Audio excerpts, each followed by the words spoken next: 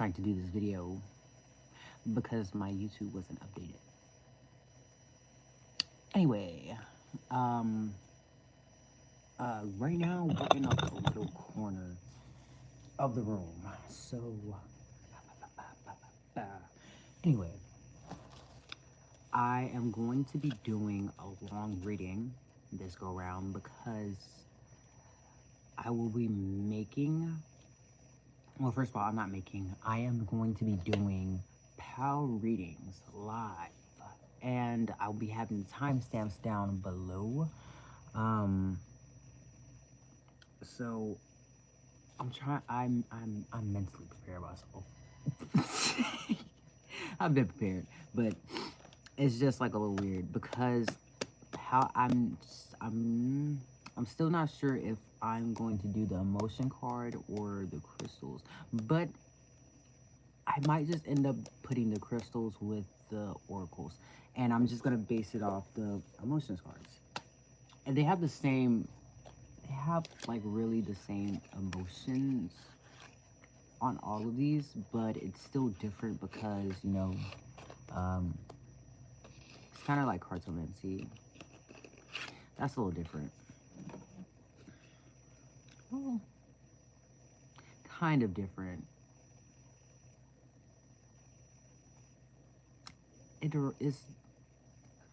Tarot is derived from cartomancy, but anyway, let's get into it. I don't know why I just did that, but oh yeah, I do. I'm a little silly these days. So for PAL 1, we have all the 8 of Hearts. And for a record, I will be pulling out like the cards for all of them at the same time. So when we get to them, straight to it.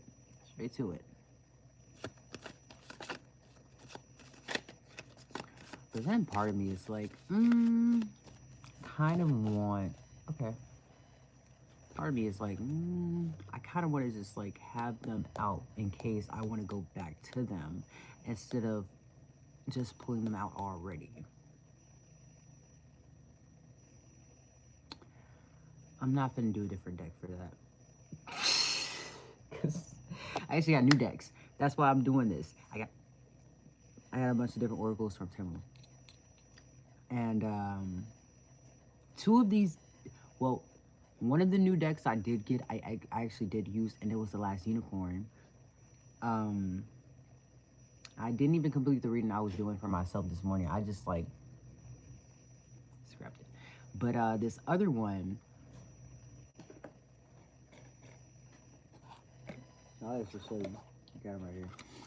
So I got the Egyptian Oracle, Star Dragon Oracle. Oh wait. Egyptian Oracle by Silvana, Alasia. I want to say that right. This one doesn't have a name for it though.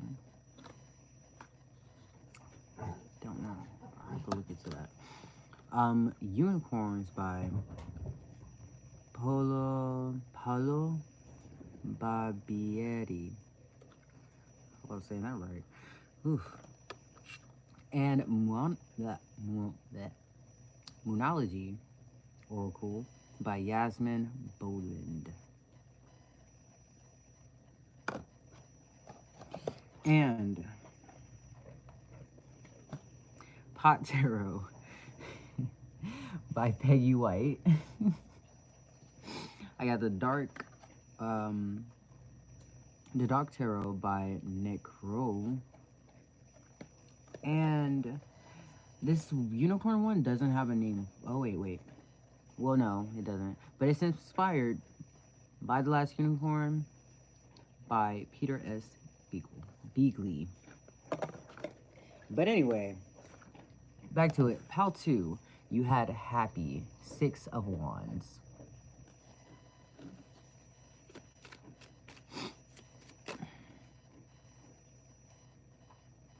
Fuck. I'll be right back.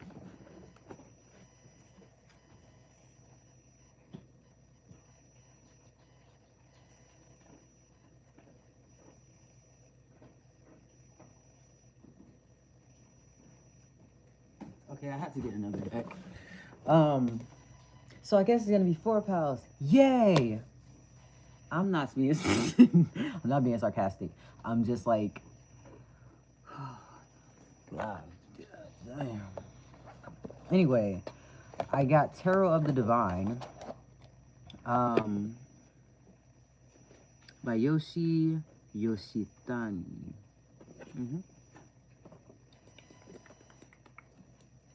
So, pile 3, you have the wands. You have the 2 of Wands, silly. Wait, I'm gonna put that back. And you have the King of Wands for pile 4. How you doing, Alice? You got the King of Wands, rage. That's pile 4. So,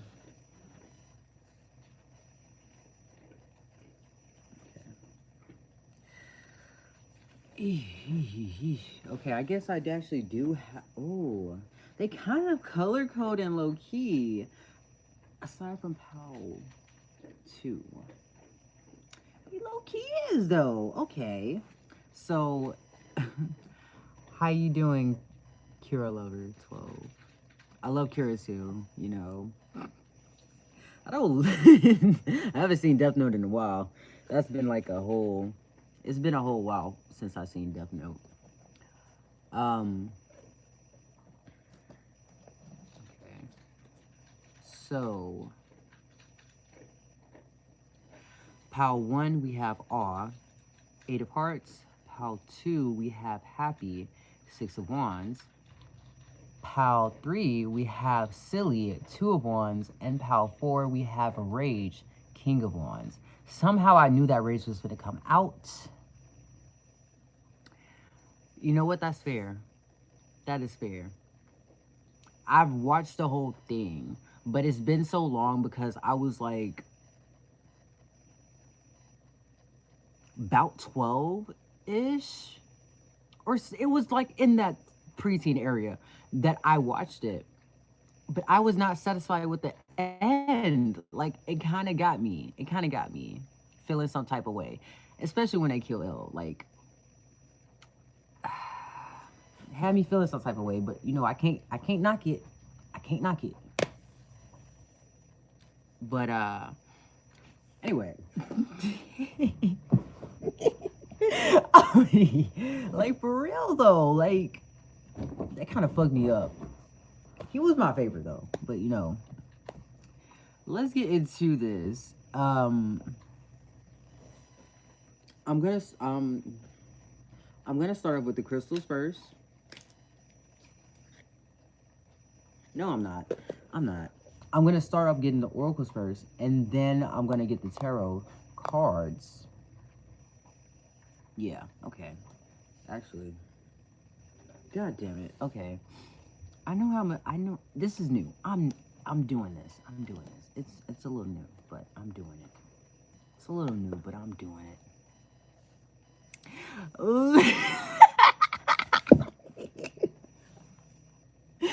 Everything they could have done. They could have been enemies to lovers. Literally. Enemies to lovers. Come on. It was a mistrope. You can't. It's like Naruto and Sasuke. Like, babe, something right there is looking a little fruity. It's looking a little fruity right there. Literally, they could have. But you know what? It's okay. It happens. I haven't finished this, you guys. I haven't finished it. But I know what you're talking about because I see it so much. And literally, they're ex-husbands. You can't tell me otherwise. They're ex-husbands. Literally. Uh, what you said, they're thriving. Thriving. There is nothing that they can't do. I love the writers out there. I love them. I love them for that. I love that. Literally. They are thriving. Anyway, while I get these out, y'all just like talk about how your day was. Let me see what's going on in y'all's day. Or I guess night. Whatever time it is for you.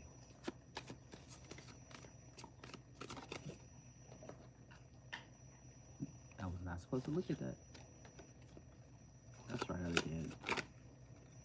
And then it flips over. Okay, what?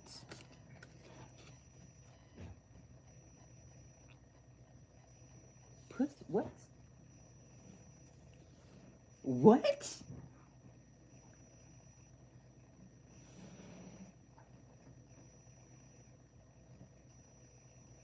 I mean, Charlie is in here, but I'm not sure where she's at. Like, she kind of just is around here somewhere. But if you're hearing noises, that's my dogs back there. That's, yes.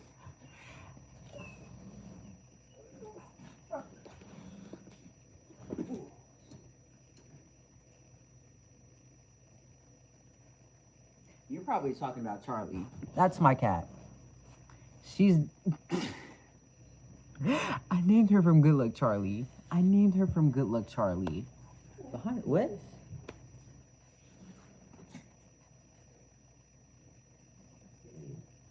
She's not over here, but I know who it's. I think you're.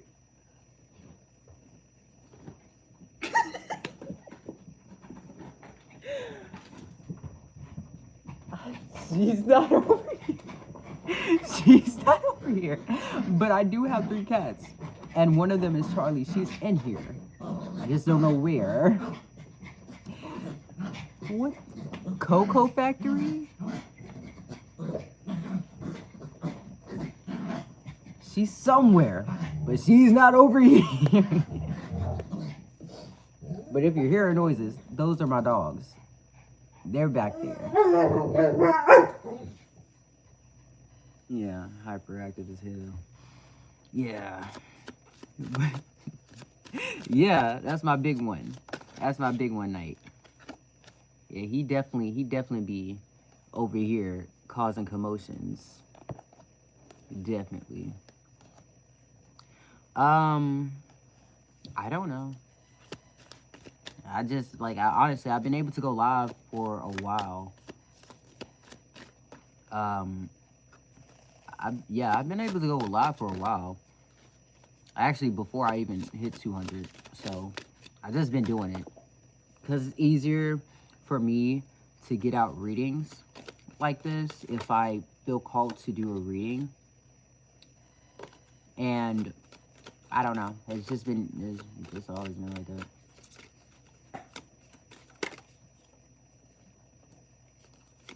I'm really trying to get the ones that don't flip over. And I know they might have some significance. So if I end up kind of going back to those decks, to the Oracle decks for extra information, then whatever pops out will just pop out. But yeah, it's definitely trying not to. Then it just got, I feel like it's, I'll get another one for that one.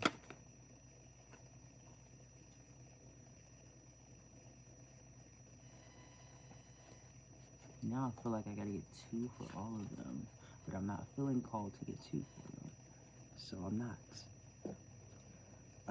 This is actually a real, like, I mean, you can, but you don't have to. I don't do magic. I'm not a magical person like that.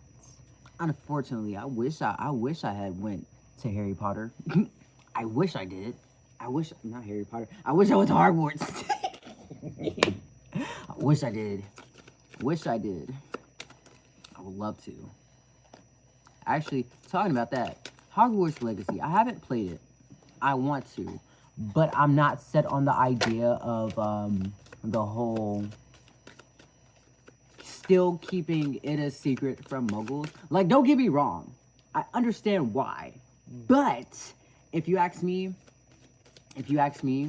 like, thank you for subscribing. Y'all so sweethearts. But honestly, if you ask me, it's just, I don't necessarily think that it should be kept a secret simply because, since that came out, I didn't read it, but since it came out, like, I'm gonna just keep it over there. But, it's not that I necessarily, like, think that it's bad that it's being kept a secret, but it's just that, like, I feel like there's a lot of things you could do. And the muggles, like, they won't even be able to take control. Well, guy goes and shit. So I don't tell him, really. You right though. You're right. You're not wrong. Because they would. But I feel like if there was, like, because there's always this pure blood-ish, and I feel like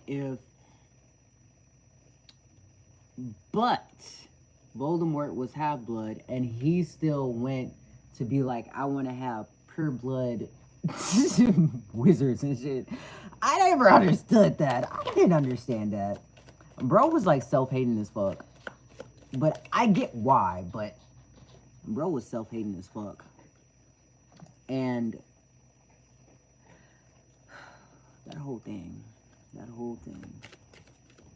definitely was something. It definitely was. Thank you. Gotta represent the pride. You know what I mean? Trans pride. Gotta use the pride. It's the pride. Oh, I love it.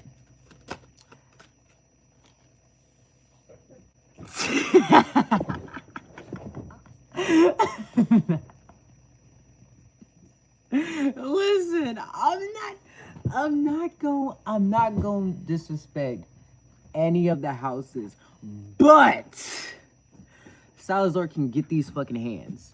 He's a bitch. Cause why the fuck are you like that? I don't fuck with him, but I fuck with some of the Slytherins. Some of them have issues because that's how they were raised, and they're in this idea that of how Salazar was of, oh, okay, we gotta get pure-blooded up in here. Bitch, that sounds like you're straight from Alabama. Like, get it together. Thank you. Y'all slay it too. Oh my gosh. But, like, literally, damn, that one just slipped out, but I'm gonna keep it. But, to be honest, I just feel like, it's the kind of thing where I don't think there's a lot of muggles within the magical community. And there has been, like, an increase, but it seems like it still boils down to the whole pure blood status. And that kind of gave me like, I wasn't feeling it. But I'm hoping that when I do play the game, that there's definitely some, I don't know. It's definitely, I want to know what's going to happen. But I'm not willing to watch someone else play it because I really want to play it. And if you must know, Slytherin is my house, so don't play with it, don't play with it, don't play with it.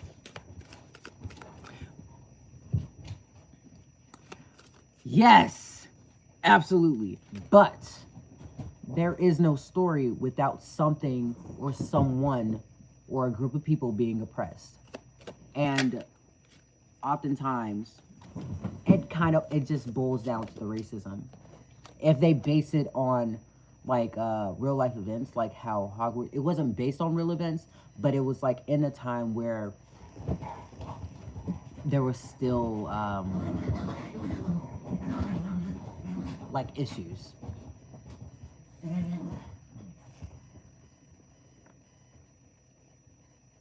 Yeah. Yeah. They're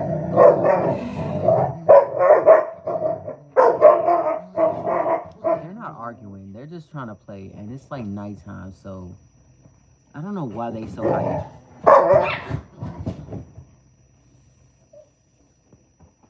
Not you flipping over. Wow, Knight. Wow. You're so silly. I woke up in a new Bugatti. Ooh. If I had to be honest, if there was any pal that I was feeling, it had to be the rage pal. And it's simply because, like, give him a kiss. Oh, you heard that, Prince? You're adorable. Yeah, my baby.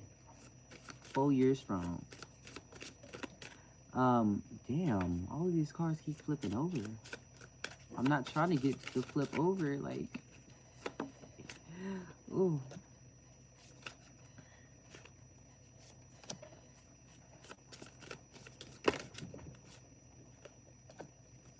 And so far, the only pals that have gotten double cars is pal.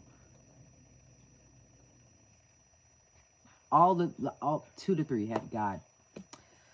I mean, you can try, but he don't like people. I don't know why he's so like. He don't like folks. He definitely be in his own moods. Definitely. Like, and he's a Chihuahua too. So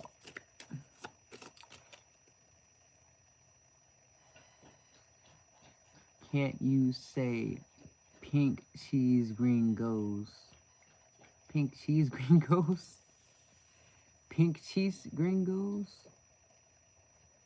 Pink cheese green goes? What the fuck that mean? Okay, bye, Alice. You stay safe out here. This reading gonna be back for you. But I don't know what that means. Pink cheese Grigos? Oh, shit. Y'all keep on getting double cars and rage. What the fuck? Golly. God damn, what's going on there? Whew. I mean, you could try. I don't think he likes... Like I said, he don't like folks. He straight up ran after a girl. This girl wasn't doing nothing. She wasn't even that close to him. She started walking by. He went straight after her. I was like, well, you know. That's definitely a you thing, Prince. But the second time I caught him. That first time caught me off guard because I didn't think he was gonna. That first time, I didn't think he was gonna do nothing because she wasn't even close to me or anything. Like, she was literally. This was us, and this is her. She's walking by. He ran straight to her. I'm like, now, sir, you know better. But he just, like, I feel like any animal just be in their own mind. They have their own priorities and all of that stuff. So, they definitely be prioritizing. But I swear, when he gets to know you, he's definitely a sweetheart. Like, he's very cuddly. But that's only if you, like, are around him a lot to where he gets used to you. Because he smiles every time I come back. I wouldn't even be going for literally 10 minutes. 5 minutes at that. And he'd still be running up and smiling, cheesing. I was like, okay, you're my baby. My baby. I love him. He is so gorgeous. Like, that is my baby.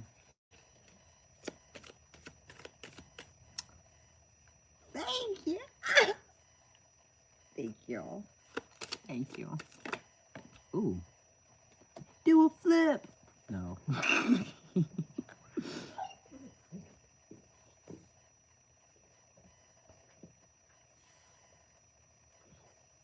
Y'all just want to be silly. So, we got the oracle cards out. And now I'm going to put them up. Okay.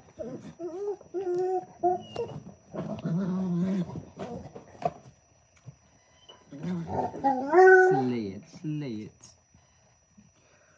Whew, okay. So, oracle cards are out.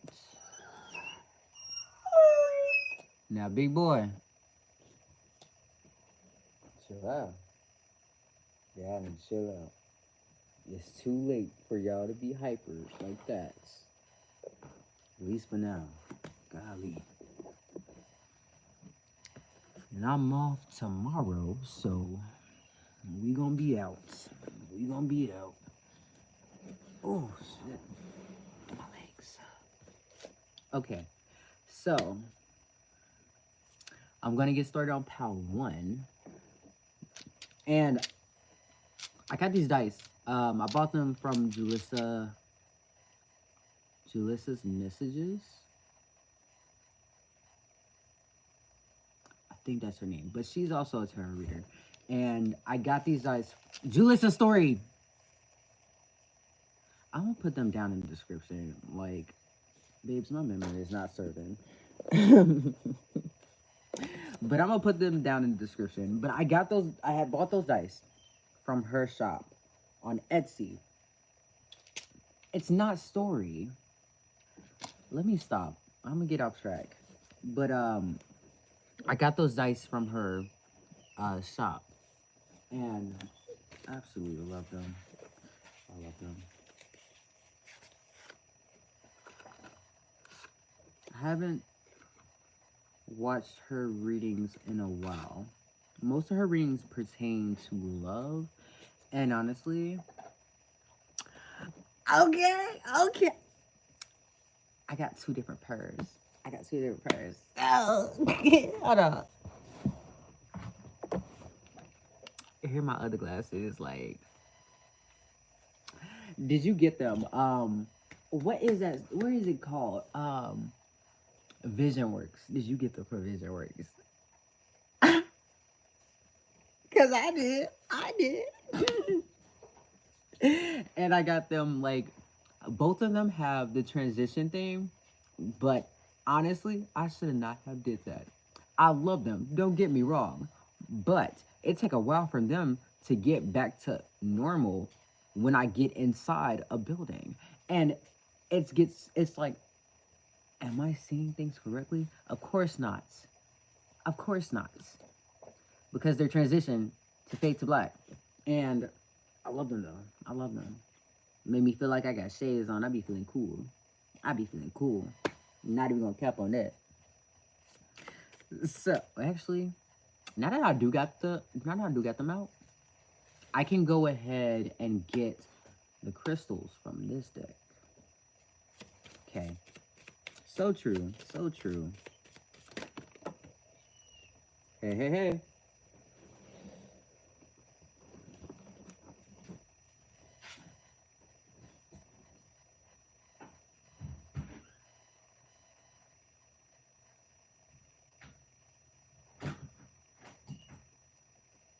I know what you're gonna do when we get out, right? I'm back. But that's funny because he literally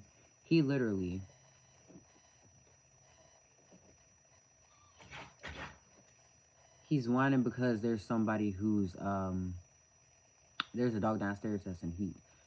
And babe, I look better with either one. I'm not gonna force that option on me because I love without glasses and I love with glasses. And I'm hella blind as fuck. So no. No, No, because I don't like eating in front of people. Like, that shit give me so much anxiety. I don't like that. That shit made me feel a little weird. I love I love when they eat. Like, I love the ASMR eating with the crunch, though. Like, I love that. But I can't do it myself. I'm just, I'm not that type. And honestly, I think that no matter what, you shouldn't put yourself down either when we talk about on and off glasses. Because, babe, I bet you're hella gorgeous. I'm 20 years old. I might look a little young. And I've been told that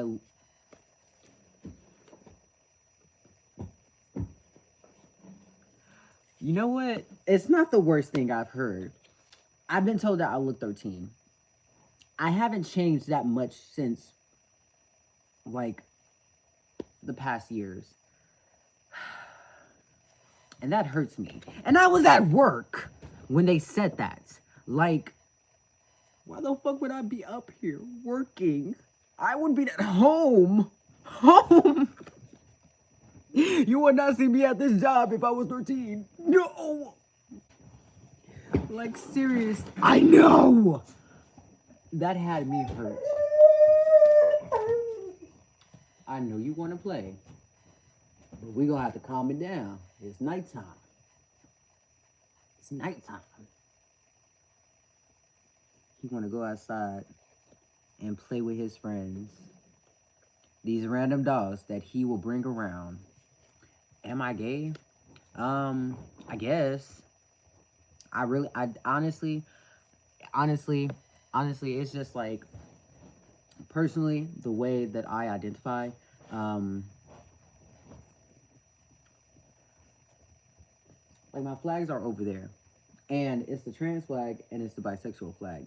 So I am bi, but I also don't like to be labeled down to just bi. So I just say I'm trans and I'm queer. I mean, it don't matter. It don't matter who it is. As long as we vibing, babe, we're good. But I also am not interested in relationships at this current time because I know that there's a lot that's going on up here that we got to get straight before I go out there. For sure, for sure, for sure. And I know that because in my last reading, I said that I was in a relationship previously, and that was in 20. We broke up in 2021, and it's been 2 years since, and I'm over the situation, but I'm not over the ways that I've acted and how I've been processing, not only dealing with my own emotions, but being around people and having those big emotions, because normally I would shut down. So I'm slowly learning back how to feel those emotions instead of, doing my usual thing and shutting them out and shutting them down. And it all started with, oh, God. It all started with,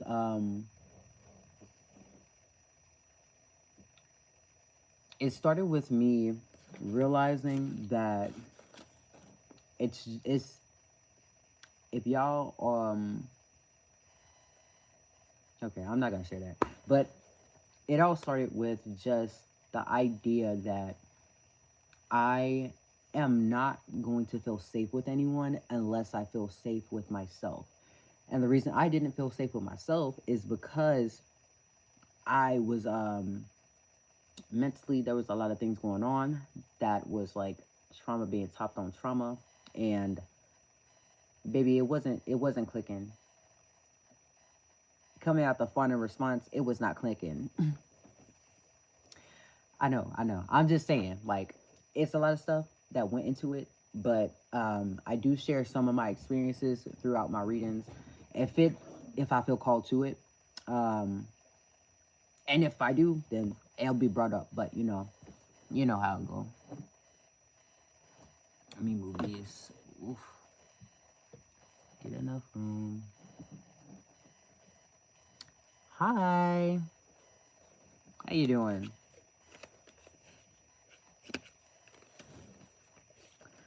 I can't tell if you were trying to say hello in Spanish or not because of the O.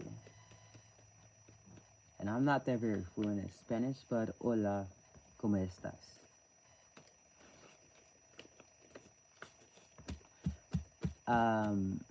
Right. We on Power 1 right now. And thank you so much, Roblox Lover. I don't know your name, but I love that. I love that. I haven't played Roblox in so long. My niece always wants me to play. It's okay. It's okay. It's okay. So, getting started with the reading. I'm going to be focused in. So, if there's any comments or anything that goes throughout it, period, it do, period. But if there's any comments that get sent, I'm gonna go through them at the end of the video. Or actually, I was planning on doing a break between each PAL so that the energy can just click out and then flow on to the next. So we'll get there when we get there. We'll get there when we get there. So starting off, PAL 1. You have Emerald, King of Hearts, Protection, Love, and Wisdom. Totally fine. You stay safe out here and be blessed. Don't be stressed. So, King of Hearts. That's also King of Cups. And the specific thing I'm thinking about is the one that's from this tarot right here, the Tarot of the Divine, with the dragon that's around the cup.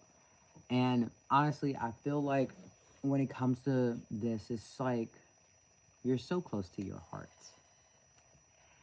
And you're close to yourself in the ways that you don't let anyone push you out of your character or push you around. And I also feel like with all here, maybe, and it's also the hearts. It's also the cups. 8 of cups, 8 of hearts.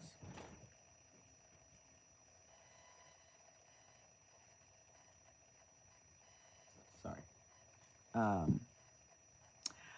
Thank you. I can't wait to see you again when I go live again. You stay safe out here. So with the 8 of hearts, also the 8 of cups is typically seen as someone who is walking away from a situation. And with all here, I don't think it is walking away, but it's almost like you're surprised at yourself for making this stance. And I feel like somewhere along the line, you will see that what you have decided to do is for the betterment of you. And this also includes with placing boundaries, and not only boundaries with other people, but with yourself. And when you see how much that you've pushed yourself into this direction of building yourself up, I myself, I'm very inexperienced in a lot of areas of my life. And that's mostly because I didn't have, well, what I perceived as the proper guidance to those avenues. And I more so decided to be independent and go on my own way of learning. And it's not necessarily the easiest way, especially when there are people I can go to for the information, but I choose not to because I feel like if I go on my own, there's no opinion necessarily. There's no opinion that's what's the word for it? I don't mind opinions. I love opinions. But there's no opinion that's necessarily going to take me out of my own morality. And I feel like learning on my own, it's slower, but if I push myself enough, it's going to be leading me into this area of where I'm more comfortable and confident in getting to where I need to go, or where I need to go, definitely. But I definitely feel like when you're going your own way, it doesn't hurt to stop and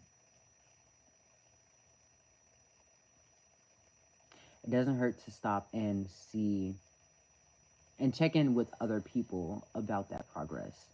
Um, and I also feel like with all here, it's going to be being some like not just someone, but people are going to be at all of you and the steps that you are taking to better yourself and do what you need to do. So I'm going to get into these oracle in a moment, but we're going to get a quote, and then I'm gonna do a little thing with my dicky deck. And then after I do this reading, we're gonna go in with the dice. But let me continue on and get you this quote. Okay. Oh, okay. Okay. Okay. Okay. Okay. You. Oh, yo, fuck. Hold on.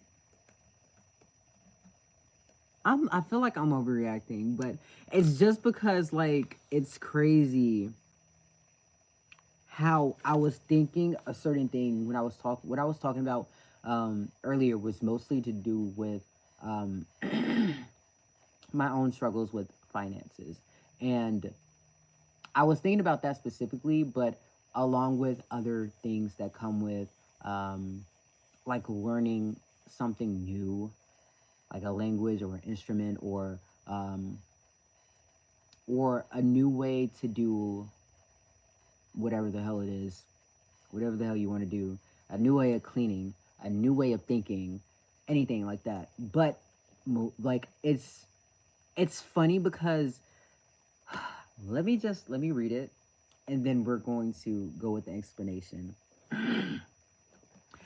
So,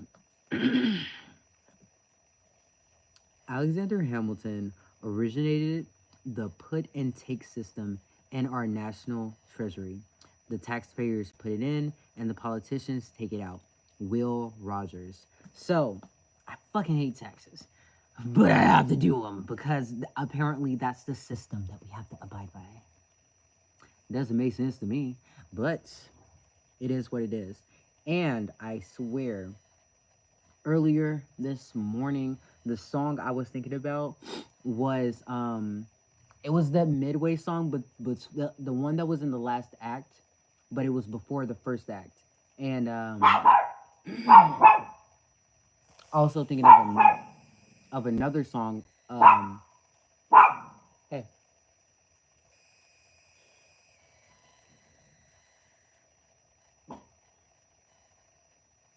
thank you. I was also thinking of the other song, the one where Washington steps down from his position as president and is still in the middle of before John Adams even get in. But I was thinking about those songs specifically. Why do you write like you're running out of time? That quote right there, and also, oh, what did he say?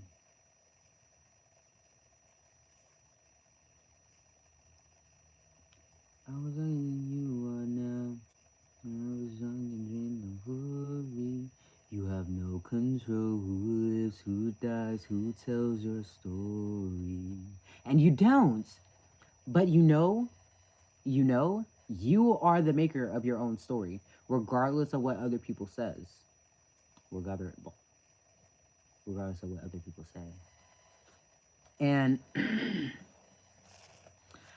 there's also this right here. Fairness also see decision and resolution.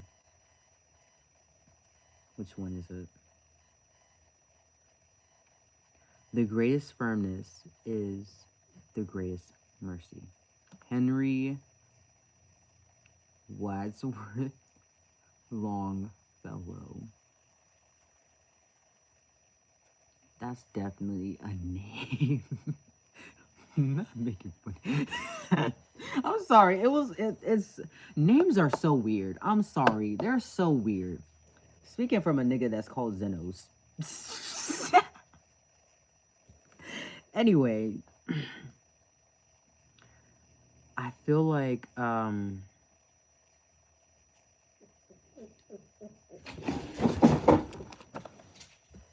let's see, that's what you get for fucking with her. Why are you still fucking with her? Get away from her. Stop fucking with her. She don't want to play. Yeah, he just... Now, Charlie.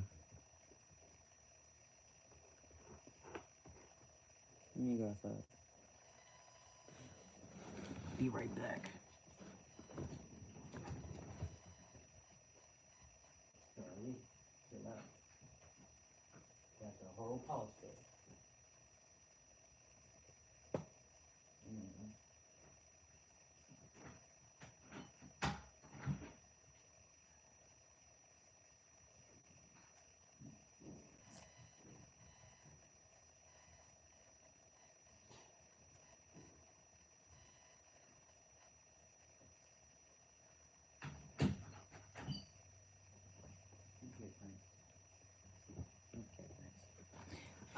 Okay, I'm back.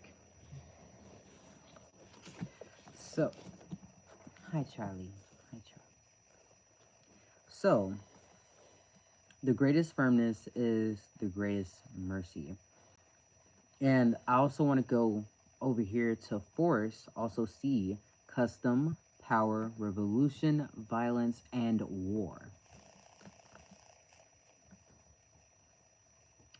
Force is not a remedy, John Bright.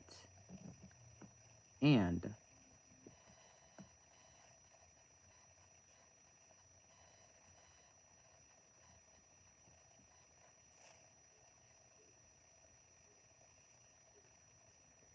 when force is necessary, it must be applied boldly, decisively, and completely.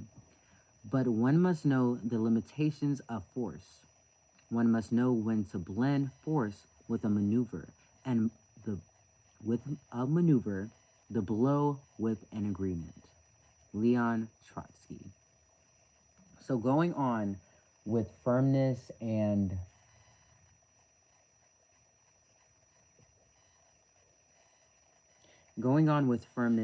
force.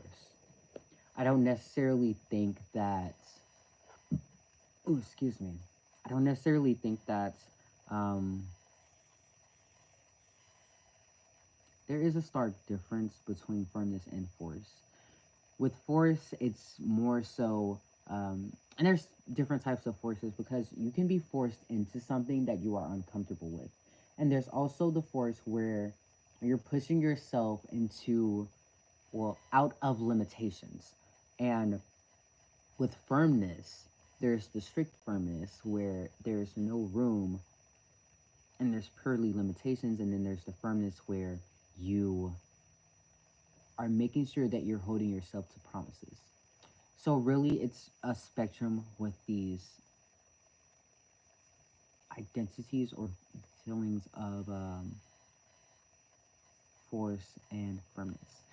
So I feel like there's a balance that's needed to be had, as well as the understanding or understanding that you can't force yourself into doing something without holding yourself accountable to do that. And when we think about force, because you know how magnets are. There's the north and south, and if two norths or two souths are together, they're like pushing apart and not trying to. You can't even get them close together. So You can't force something to fit if it's not just not gonna fit, or if it's just going to pull apart in the first place.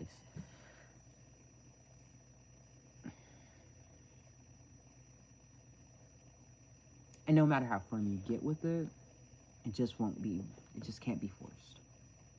And actually, what did he say at the end? The blow with an agreement. One must know when to blend force with a maneuver, the blow with an agreement. So, coming into agreement with yourself and your terms and doing what you need to do to get to where you need to get. Kind of annoyed me how it was, it still is, but not so much. Anyway, going in with your affirmation, or both your oh shit, you got 3. What the fuck? What the fuck? Oh damn. Okay. Well, actually, let's do it like this. So I'm gonna go in with Moonology, the Egyptian, then the unicorn, and then their affirmation. So let's get into it. So you have a time to give rather than take. New moon in a Virgo.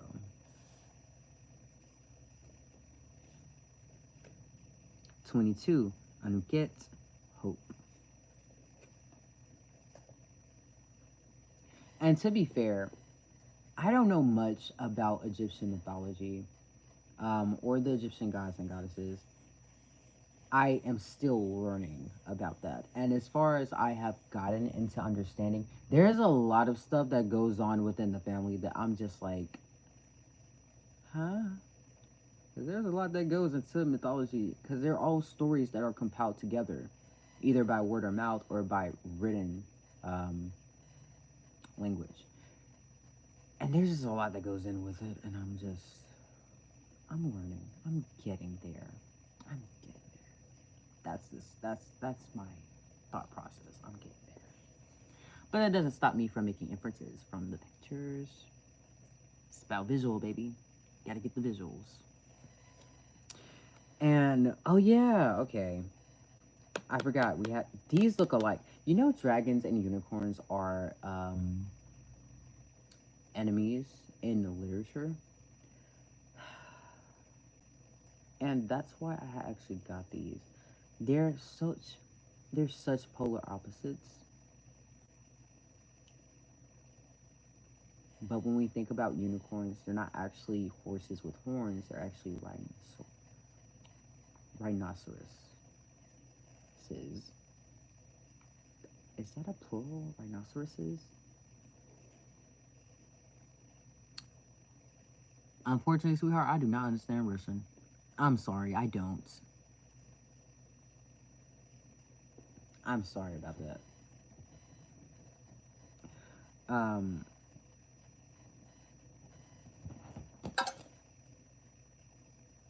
Come on, Charlie.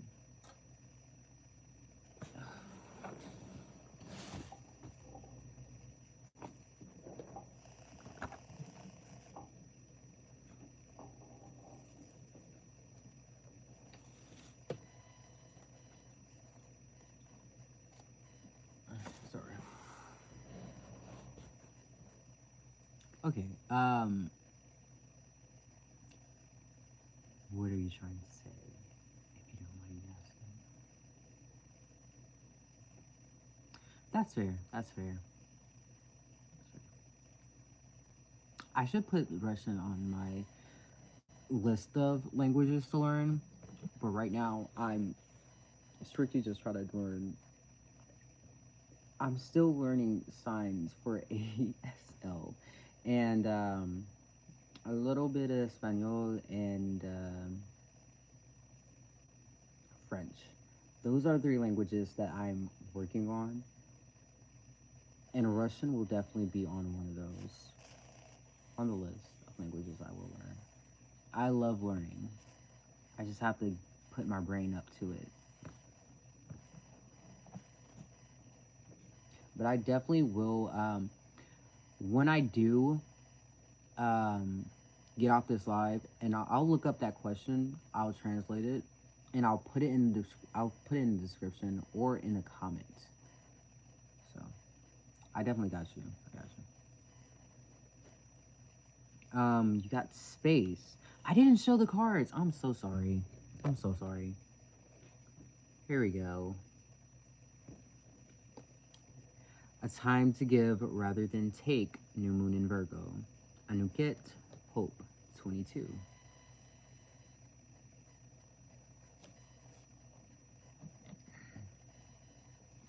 And you got 5 space.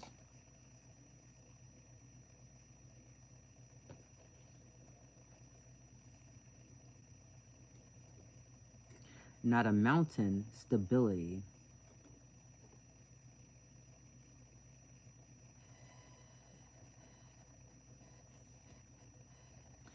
And, okay. Where there's a will, there's a way.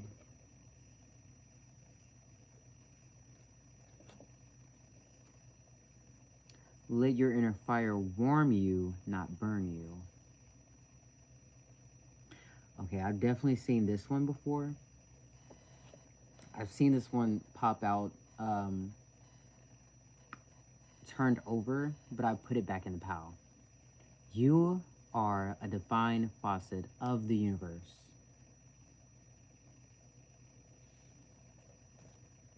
Okay, let me get these here. And then there. And next, we are getting these decks out. And this is the pot deck. So, let's see what we get.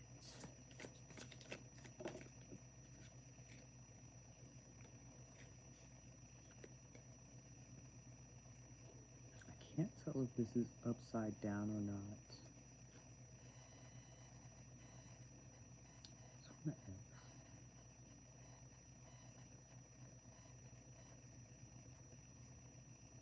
It's not the Ten of Wands. It's definitely not. I'm sorry, I can't tell you what that is. But we're definitely thinking about it. It might be the Ten of Wands. It might not. I'm not sure. Actually, I got something for this. I got something for this.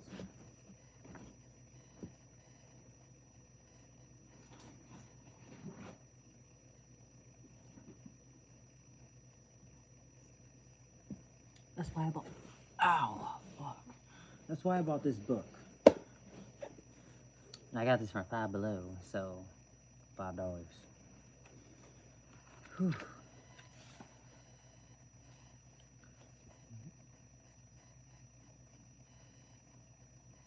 That's 9. Okay. It's 9. So let's see. 1, 2, 3, 4,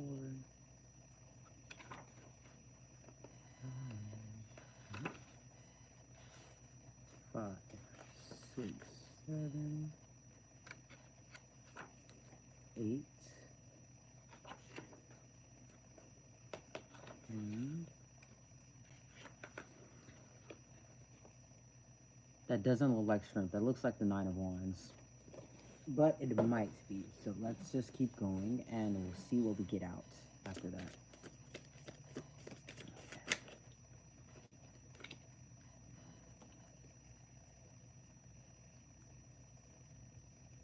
Five of sticks. Now that's definitely not the sticks. I know it's not because we just seen sticks right here. Interesting. Okay. And I've never used this deck before. This is the first time I've used this, okay? So, we're all learning here. And it might be...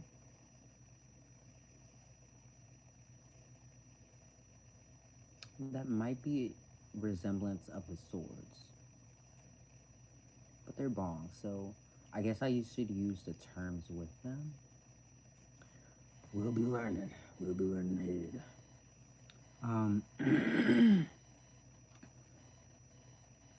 So, we have the 8 of bongs in reverse. And they kind of look like little people, to be honest. Like, I know they're not people, but, you know, they look like people. Oh, five of buds. Okay. Knight of buds. That is what you'll got. Now on the back, you have the five of joints. Ooh, and this one looks like, okay. That's a little crazy, though. That's a little crazy. So, what do we, okay.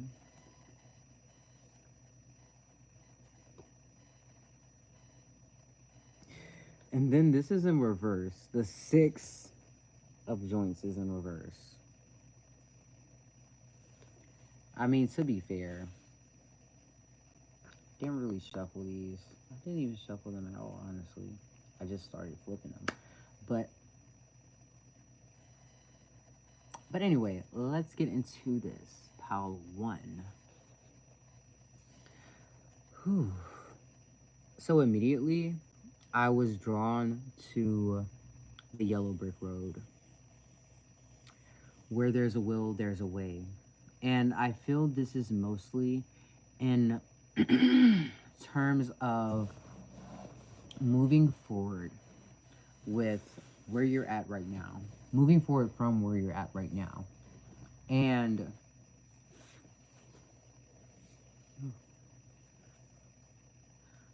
I feel like you're slowly seeing that the grass has always been green. And I feel like, because this five of, I'm thinking they're buds. The five of buds is kind of like the five of either swords or, actually, really quick, and I can't because I have the scanner barcode.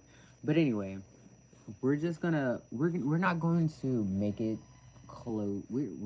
It's definitely tied to the tarot, but I'm not sure which section it is. And making inferences, I'm guessing that the bongs are mostly resemblant of air, and the buds are resemblant of earth. So earth is sticks, and buds is swords. Wait, no. So sorry. Buds are sticks or wands, and the bongs are swords. So that's the kind of inference I'm gonna make from here.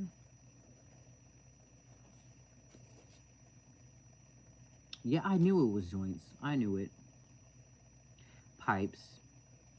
The bongs either way, baby. That's how I see it. And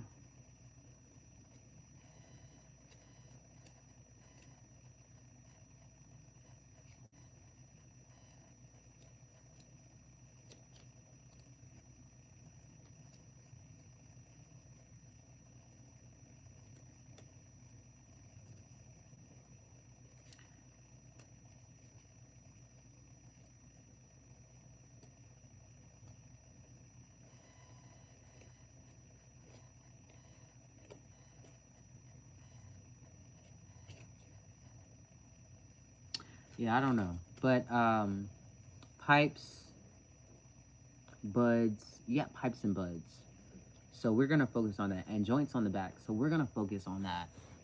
Um and maybe even joints is maybe the buds is resemblant of coins. That's kind of what I'm getting from it though. But it's growing like it's the earth. But joints could also be significant of coins. But the pipes got the circles, so they could be coins. I don't know. But let me stop saying but and let me just give you what you came here for.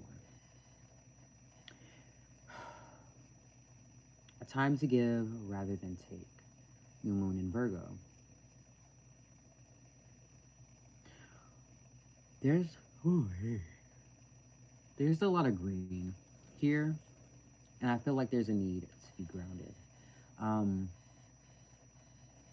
I just yawn. I feel like there's like a lot of stress, and there's a lot of like, there's a feeling that no matter what you do, You can't push past this mountain that's in front of you.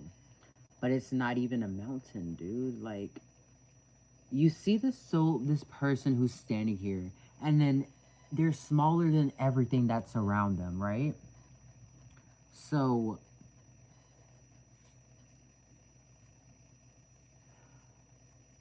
they're smaller than everything that's around them.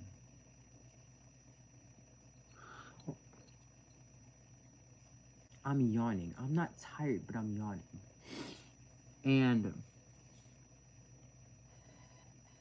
I feel like there's a lack of space that's going on. You feel like you don't have enough room. And because these pipes are so scattered, I feel like there's a lot of just clutter that's around. Personally, for me, I do tend to have a lot of clutter, and it's mostly because I'm constantly cleaning up not only after myself, but my companions. And with this clutter around,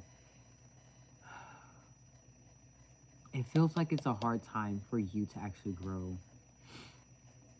Maybe I should not have shown this because it's.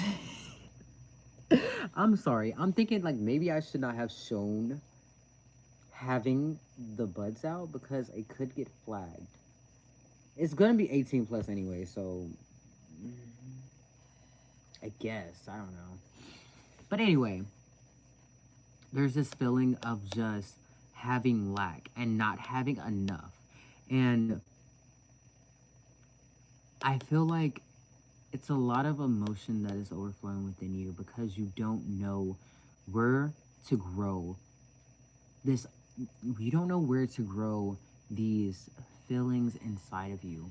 Not even just feelings, it's just like a growing.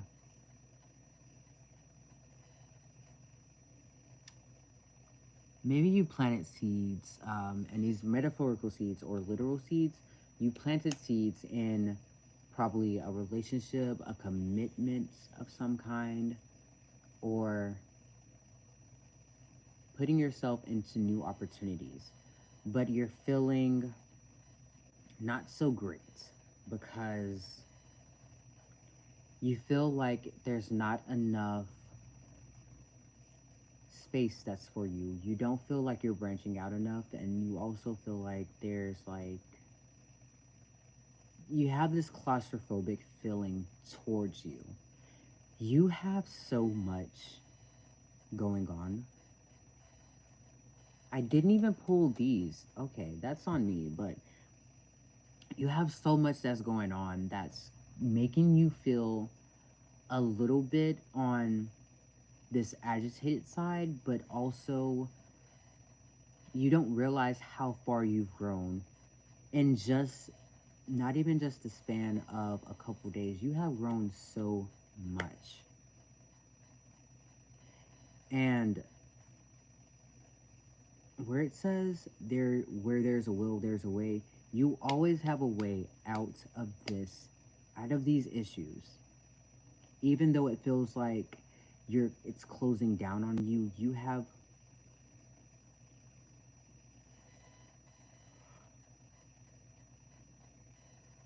sorry, I just had like a back moment.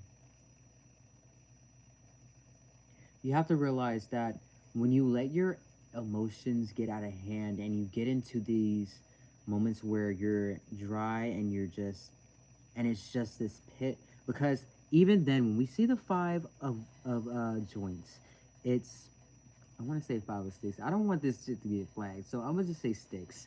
When you see the five of sticks, you notice that there's one that's ripped, there's one that's rolled, and it's like a little wobbly. And then there's one that's perfectly rolled in the middle. And then the other ones are like, the other one is getting rolled, but it's like so lumpy and frumpy. And then the other one is just a little bit on the thick side. And nothing wrong with a little thickness, but I be known. And there's weed coming out. There's buds coming out of there's little grass coming out of the other four, aside from the one that was already looking like a pre-roll. And Okay. I think that is just the matter of feeling yourself be overrun with so much responsibilities. And it's funny how this says you are a defined faucet of the universe, and Anuket is holding this pot, and there's water just running out of it. You have so much flow within you, you don't even see it. You're flowing so much that even the universe is looking at you and saying, you're doing what you need to do. You need to stop worrying about, not stop worrying. You're worrying too much about all of these other issues, but if you let yourself get through without stressing so much about having to get to the next, realize that where you're at right now is where you need to be. You're not in a forceful mood. You're not in this go energy. You're in the moment where you're just halfway between rest and you're halfway between, I'm going to plot my next move. I'm going to know what I need to do. I'm going to understand what do I need to do to move forward. And that's why it says, let your inner fire warm you, but not burn you. Let it warm you, not burn you. So when you have that fire within, you let it expand into passion and not into an attitude where you're having this lacking energy. You don't want to be in the 5 of buds and having this cloudy energy over you, because one thing can always make your mood slip, but you know how to bring your mood back up into that, I'm at peace right now. I'm a little worried about this, but I'm not gonna let it take over my whole day. And then, not only that, you may feel like, you may feel a little stuck right now. But you definitely are on the way to getting out of this not so great energy. There's a path that you're on that is going to lead you to so much fucking foliage, so much greenery. Like, it's not even just a high, it's just you're getting to the point to where you have this little, say that you like just plant a seed and you see the roots growing, you see a little sprout. You're not the little sprout, you're the roots that's sticking everything in. So you just need to be a little more patient with letting this grow.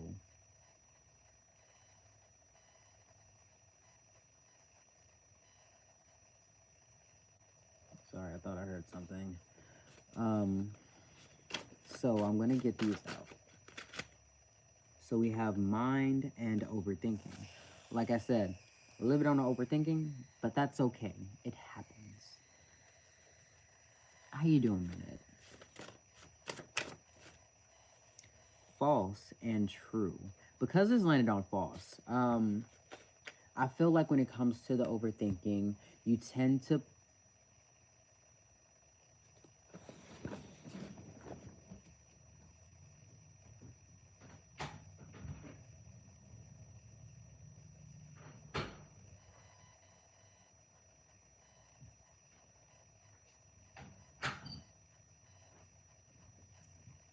okay, sorry, I just need to check something. Hi, I'm doing good. Thank you for asking. How are you doing?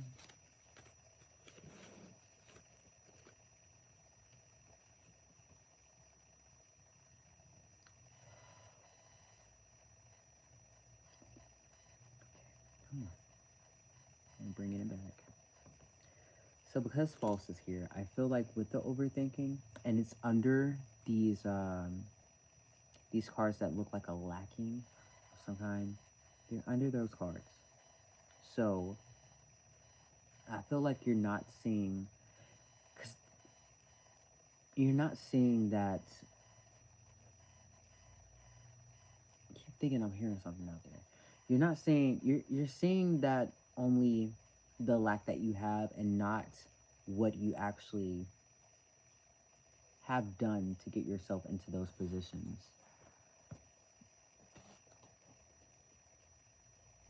And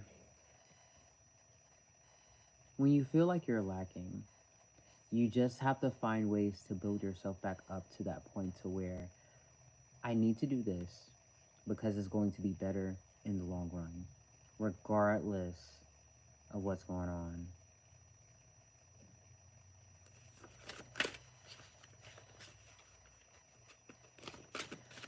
And there's a lot of guilt that goes with that, doing what we need to do for ourselves, doing what's best for us. And it still says a time to give rather than take. Out and inside. So, when you're giving, there's always the energy exchange. I feel like out is more so because where we have stability, I'm not sure what kind of person that is, but they have a tail and elf ears. But being out, it's time to get some fresh air. And I know that it's cold, but you know, double up and look out for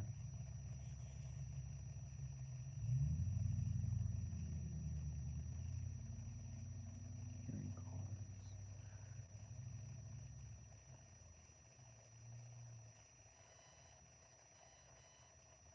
Buckle up and look out for these opportunities that are coming towards you. And there's going to be a lot that's coming your way. You just don't see it right now, but it's literally building up. Slowly but surely it is building up. And we also have depression and acceptance. Supplies, live, love, laugh, or any variation of that. And it's not simply enough to just live, love, and laugh. But definitely living, loving, and laughing are essential to parts of your life. That's also why I say that there's a lot of green here. A lot of green, to me, it seems like more so into nature of itself. And the universe is even in green. So I think there's just a need for you to go out and feel through those emotions you have, and don't shy away from connecting with other people. Because when you stay inside for so long and you stay doing the same mundane tasks, you tend to overanalyze and overthink.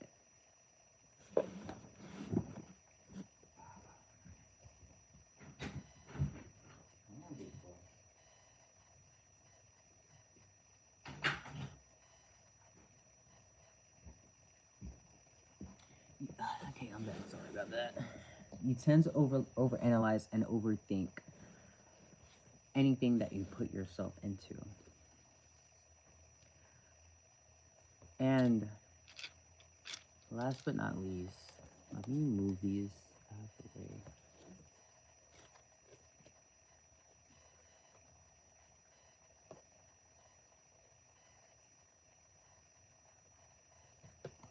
I'm hearing that song from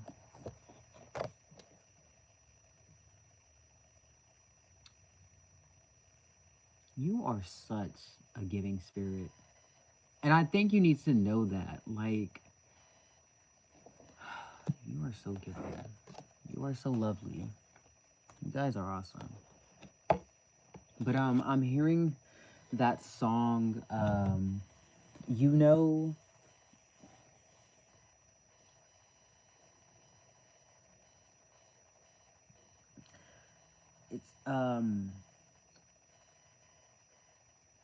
it's Trolls 3. So you know when we look at Velvet and Veneer, and in that song, Velvet says, "All my greatest hits, all my greatest hits." It, wait, my greatest. It doesn't come for free. All my wait no. All my talent, it doesn't come for free. All my greatest hits, it doesn't grow on trees. Stuff like that. But throughout that whole song, she was notioning to that she didn't do anything to get to the point to where she did. She didn't. She used the talent of others. And I feel like a lot of you feel like you are using other people because of having some sort of guilt of getting the stuff that you need. And when you're in a community, when you are working with other people, it is the simple fact of give and take.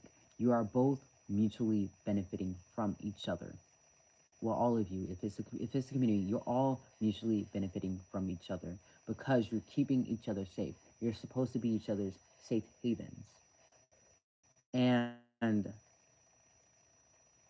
if you don't feel that way, you need to go into a deep dive of asking yourself, why do I feel unsafe? Why do I feel like I have this overwhelming guilt? You have to feel into those emotions and get to the root of why you're feeling like that. And the answers will always be in you. I might be doing tarot. I might be I might be giving it some advice. And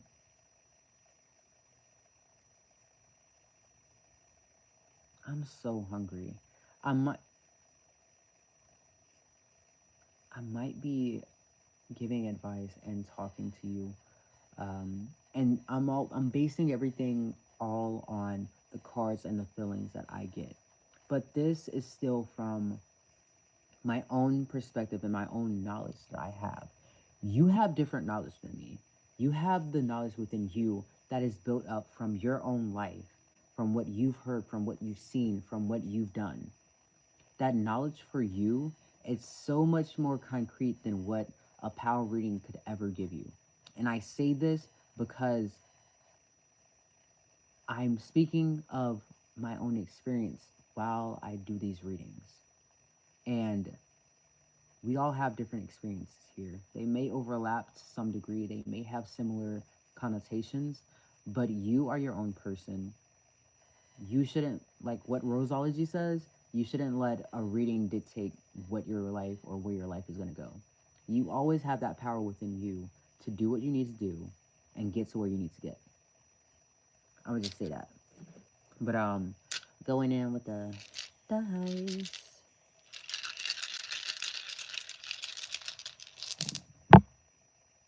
Okay.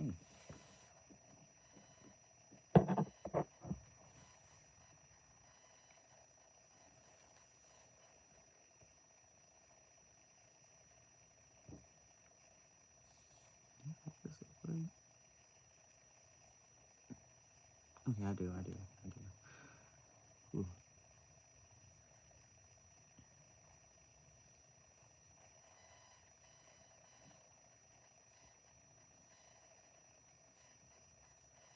Okay, that's adorable. That's adorable. Um, so starting off,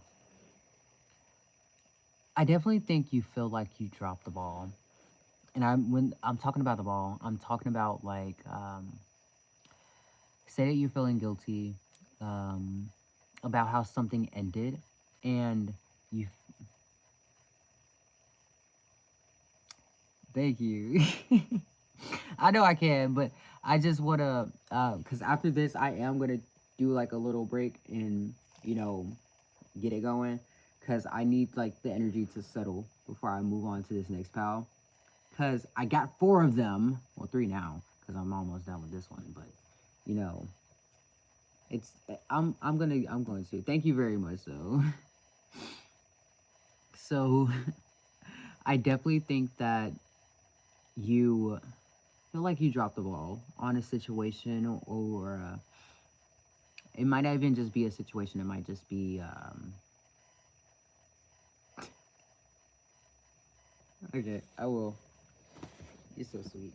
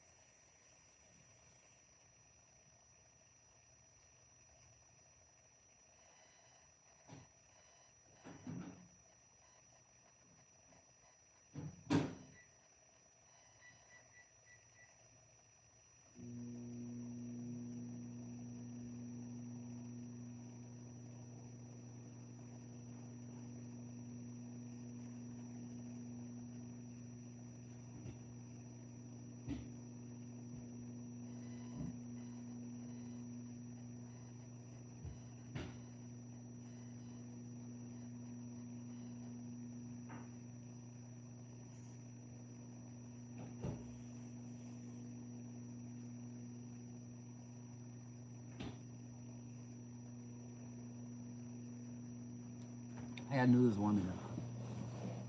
I got some grapes. But feeling this, and it's weird because, okay, I'm gonna show you. Is that good?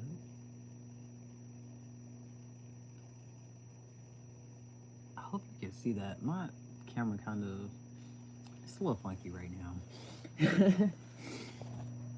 But I definitely feel like with the situation of dropping the ball, metaphorically,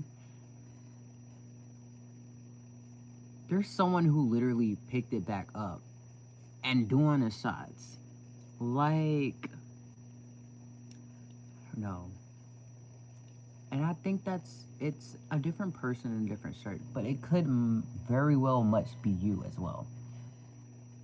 But there's also two people, actually, now that I think about it, I can turn the camera around.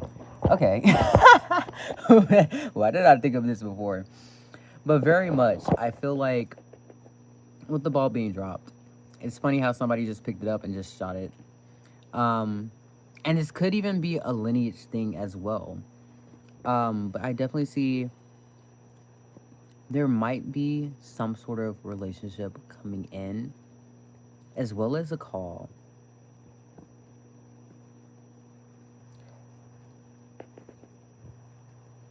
I can't tell if they're clapping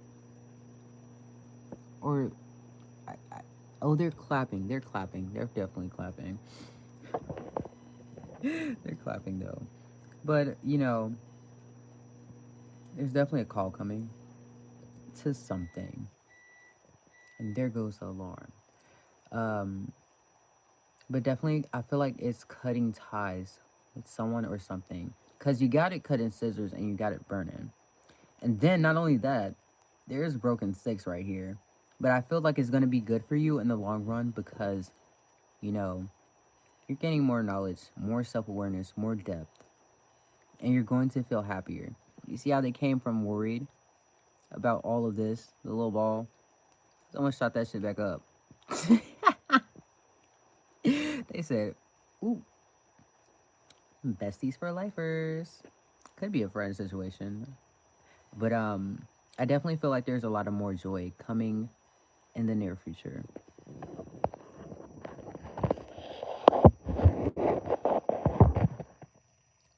Let me go get it. Bro, I cannot make this shit up. Hold up.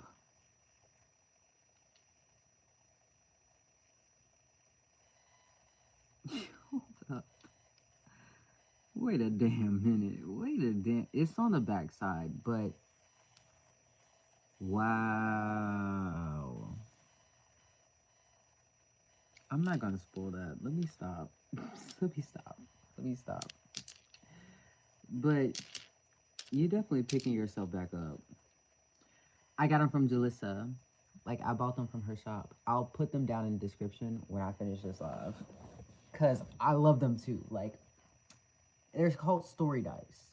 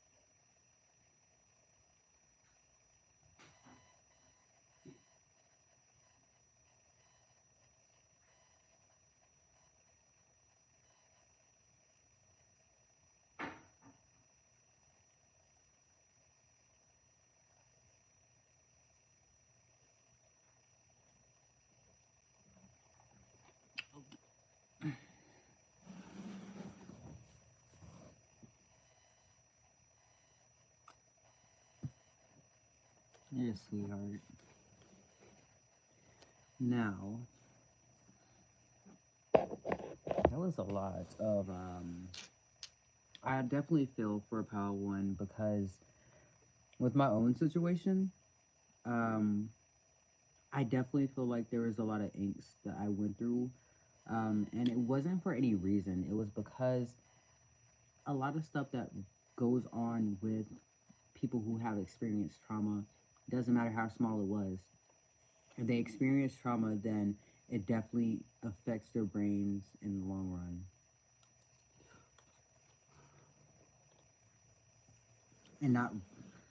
And not getting through those situations without the support you have or the support you need, really, it can really affect you. Um, and at the end of the day, when you are at peace with yourself, and I'm thinking of this quote from Bojack specifically, when I don't know who it was, but he was talking to, I think her name was Diane, the human girl. Um, but he says, it takes a long time to know how miserable you are, but an even longer time to know that it doesn't have to stay like that. And I feel for that quote so much because for the longest time, I myself have been miserable because a lot of the stuff that went on just should not have went on the way that it did. And I'm 20 right now, but in the last 4 years, I've had a big transformation in not 4 years. Well, to me, it feels like I've had the most changes in the last 4 years than what I have had before. I mean, makes sense. I was a kid, but in these 4 years, I feel like I've grown a lot when it comes to my own emotional maturity and my own psyche, and getting out of this idea that there is a limitation not only to oneself but to the labels that come with a person. Because the issues that go back to, like I'm gonna talk about LGBT issues because this one really sparked a real difference in me. I've always been raised around people who are not so welcoming to LGBT people, and growing up around that, I had this whole issue with self hatred. This especially came when I was gatekeeping, and I was like, what the fuck are you doing gatekeeping? Like, your family gatekeeps you, so now you're gatekeeping? Like, really? Make that shit make sense. Yes.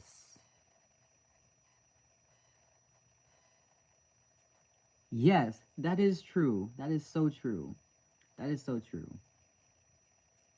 And yeah, we all go through experiences, and we don't realize it at the time, but they definitely help other people. But I feel like um, when it came to that issue of being a TROTSKY and the whole trans medicalist, trans um, trender whole debate shit, I feel like it had a really deep impact on people who were feminine or masculine or still presenting in those ways despite being trans. And there was always this one specific idea of trans people should fit in this gender norm, trans people should fit in this that gender norm. But really, being transgender, being cisgender, they're all a spectrum, because you don't see cisgender people just performing in their gender roles as a man or a woman.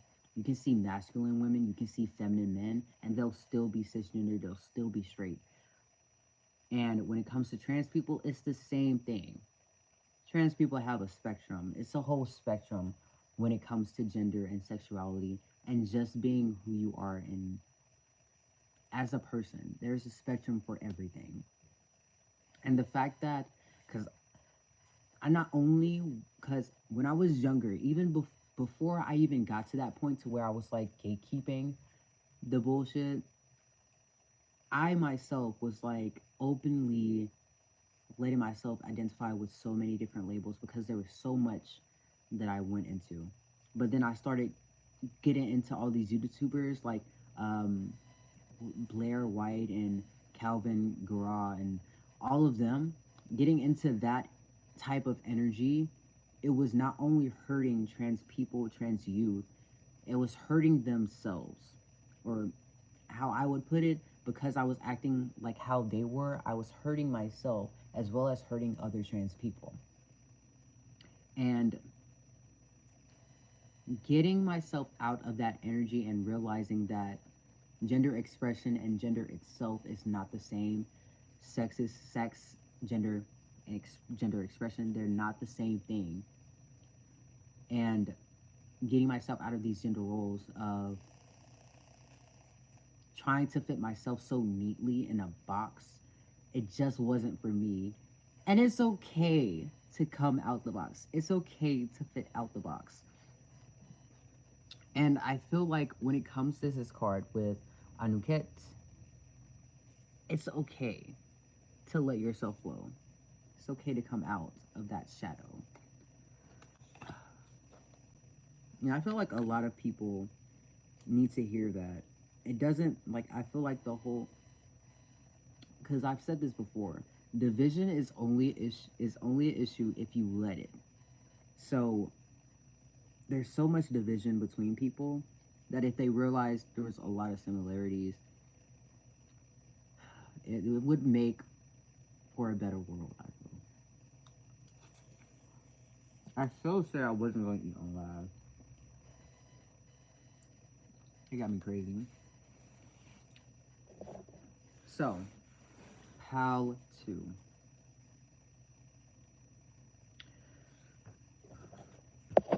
I don't feel a heavy energy from here, but I feel like,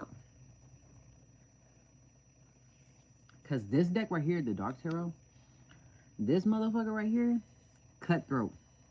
Like, it's always my truth deck. And you have happy, so I feel like it's, and it's the Six of Wands. I feel like it's just fear of being happy. But you're also getting over this fear at the same time because it took a journey to get here.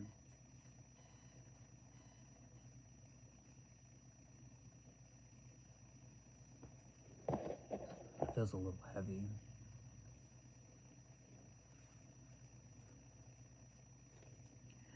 So you have Alexandrite, energy, power, and passion, the Queen of Wands.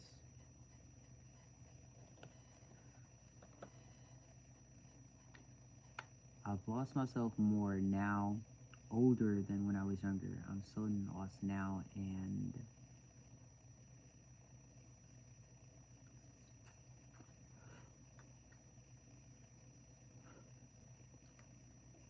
if I can ask, how old are you?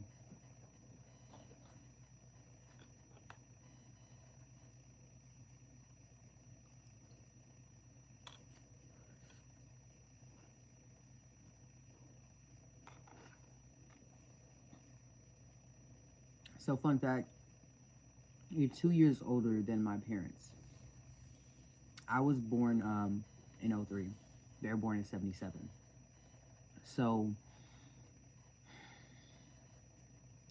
those moments are going to come and go. And I felt those moments so many times in my life where I was like, oh, I know myself. And then all of a sudden I go get a whole spin, and it feels like everything is out of whack because something happens outside. Period. Love the dragons. Love the dragons. Isn't this the year of the dragon, if I'm not wrong? I swear I've seen that before. I swear I've seen that. Yeah, okay. I know I've seen it before, but like going in and out of what, I didn't know there was different types. What? Wait, if this is the wood dragon, what was your dragon? Or was it also wood? Okay, okay. Oh, that's crazy. That's crazy. Okay. That's wild because PAL 2 literally, I'm not sure if that's a dragon, but it might be. But it kind of like, you know, kind of gives that. But I feel like when it comes to finding yourself, you're going to lose yourself and find yourself again, especially when you aren't living in your authentic expression. And change comes and it goes. Life is nothing but changes. And I think that, yeah, okay, so I actually do have a dragon deck. That's why dragons were mentioned, and it's called the Star Dragons. So I have a card for each one of these. Like all of the oracles I'm using, there's a card for in each one of these pals that has a unicorn, dragon, affirmations, moon, and Egyptian oracles. So they're all in the decks. So dragons and unicorns will be mentioned, but where are they?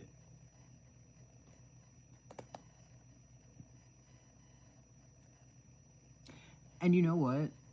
You know what? I kind of get the feel for the wood, but it's mostly because I identify green with, um, I identify green with nature. Um, but finding yourself and losing yourself, it's just, I feel, a natural part of life. And you'll always find yourself again. Like, you'll never be lost.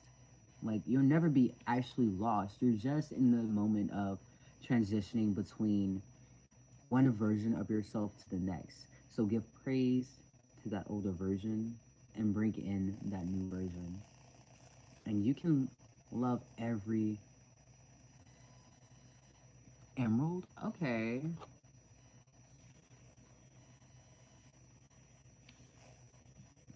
Oh shit. I was like, wait a minute, was it? Okay, that's crazy. Mine is a paradox. But that's funny. That's funny. That's funny. Um, oh, that's crazy. That is crazy. That is crazy. And the emotion that was there was awe.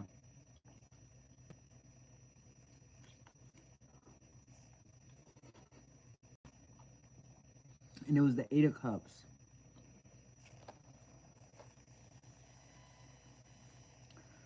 But honestly, I think that, like I said, it's just a part of life, and you'll always find yourself again. You'll never be truly like you, as long as you're being your authentic self, as long as you're being clear with to not only to others but to yourself in the first place. Before you get clear with others, you need to get clear with yourself. And that is something that I have to constantly learn and relearn. Okay. Okay. You know what?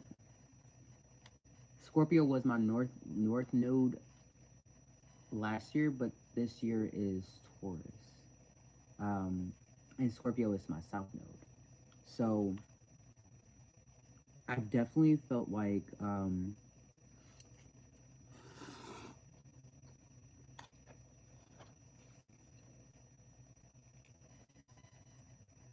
not that deep into um, astrology, but I know like just the basic signs.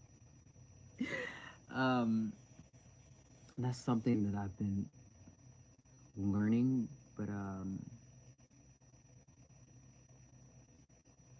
yes, it does. I use what is it? Astrology Cafe. They will they'll get your charts for you, and I also use um, CoStar.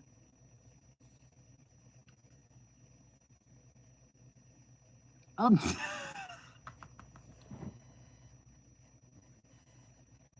what the fuck are we polar opposites? That is crazy. That is crazy. That is crazy. That is crazy. Babe, the polar opposites. But honestly, like when I was in Scorpio, there was so much emotional turmoil that I was going through that I just kept getting stuck. I'm Leo sign, Leo rising, and I got a Scorpio moon. Water is in there. Water definitely is the deepest because there's so much depth when it comes to water. Even when we look out into the oceans, there's not a lot of that explored. And I like to compare like the water signs with the ocean because I don't know, maybe a lot of people actually do that now that I think about it. But I love the ocean because there is so much that draws me to it. I don't really like water like that though. But I love just thinking about being in the ocean and then worries just wash away because I'm just floating. And it makes me just get into this mode of solitude to where I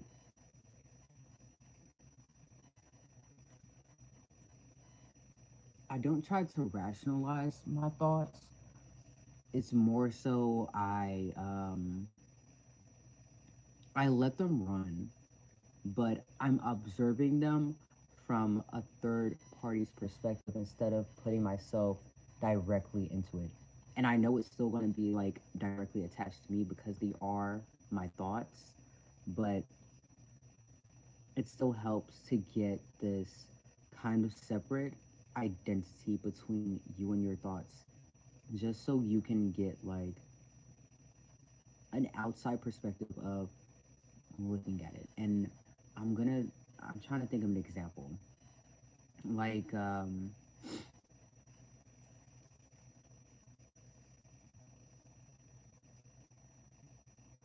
oh, it's so freeing. It is. It is. I've actually drowned a couple of times. I've almost drowned a couple of times. But I want to swim, but I like staying in the shallow part instead of going out into the deep. And I like that because I just like staring at it instead of like actually going into it. But visually, imagination wise, I will think about being in the ocean. Um, and oh my gosh, I love mermaids. I love mermaids. I love them.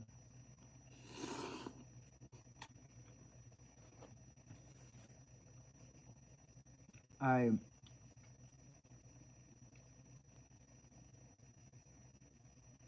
I have a lot more fire and water in my charts than earth and air.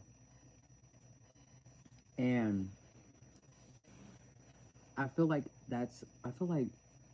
it's a good balance to have earth and water too, because not only are you grounded, you have so much like when I look at earth signs, I think of there's a wall that comes when getting to know them.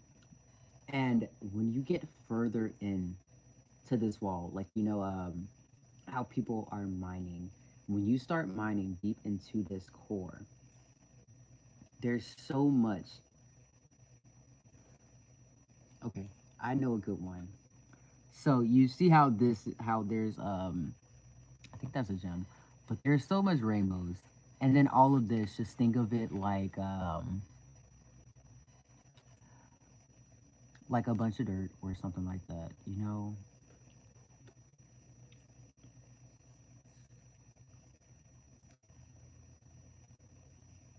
That's fair.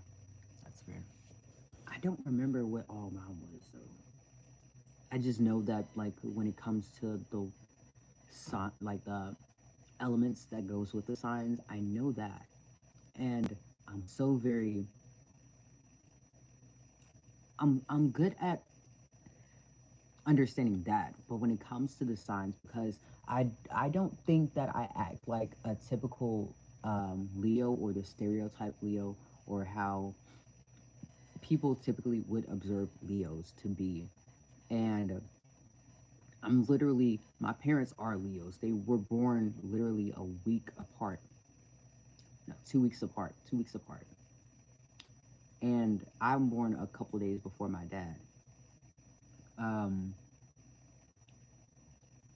but I'm good at reading the elements rather than the signs. And I feel like that comes because when it comes to the elements, they're so clear. And I, because I do have Libra in some part of my chart, I just don't know where. But when it comes to the air signs, it's more so in this fighting energy. And it's so clear cut. That's why they're the swords, because nothing passes through air. Everything needs air. And what not nothing passes through air.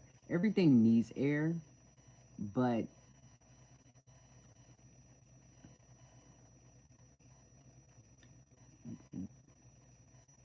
anything can cut through air, but everything needs air. I'm trying to make sense of that. It's really not sensing up here.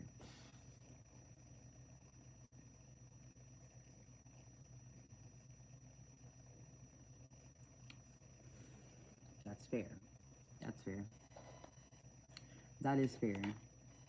I know, well, regardless, because my version of astrology is literally the mental health aspect of it. And I love studying mental health because I've had a lot of issues with myself regarding mental health. And I don't necessarily think of them as flaws, but works in progress that need mending.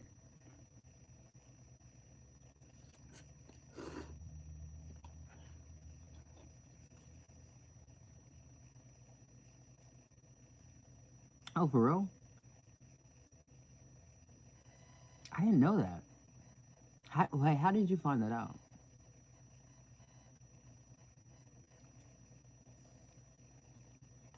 Because I'm not gonna lie, like,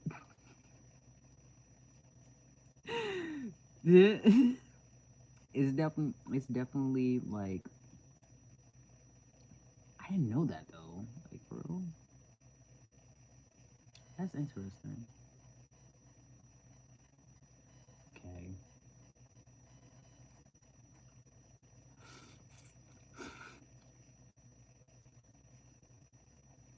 Fair.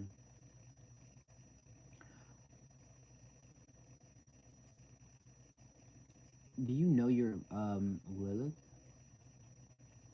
Mine is Scorpio.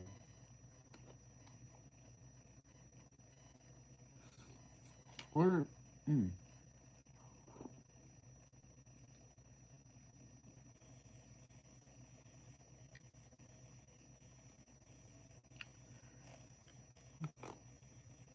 fire. Okay, I'm gonna look into that though, cause that's interesting. I didn't know that. I didn't know that. I didn't know that. Just taught me something new. Literally, like, honestly, if I did find out the health issues, I would be like, that makes sense. I feel like my issue is more so just not drinking enough water though. I always be dehydrated. I don't like it's. I love being in water, but drinking water is my mortal enemy. Literally, literally.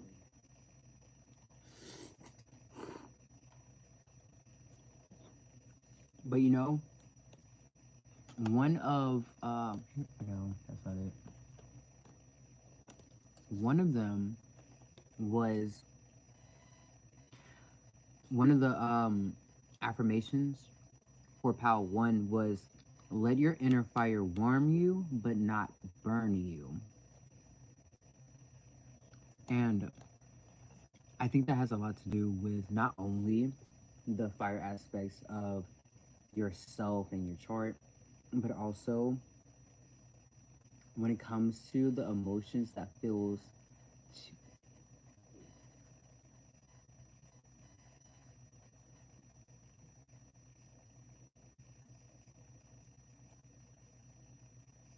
thinking I heard something, but that fire not only pertains to the zodiacs, and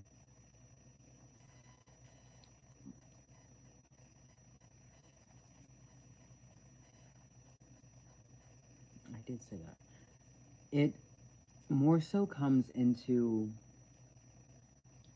how you feel with big emotions, because when I get big emotions it feels like a fire, literally. It feels like it's getting out of control to where it's so big and it's just like and then when that fire calms down, we're in the medium, but it's still burning to where it feels like a lot. And sometimes that fire it won't die out, but it's still there. but your flame can be extinguished if you find yourself way down into the deep waters. Um, in deep waters, I mean, you be feeling blue, you be feeling depressed, you be feeling sad. Like, those are the deep waters for me. Not the only type of deep water, but the deep water that's like extinguishing the flame.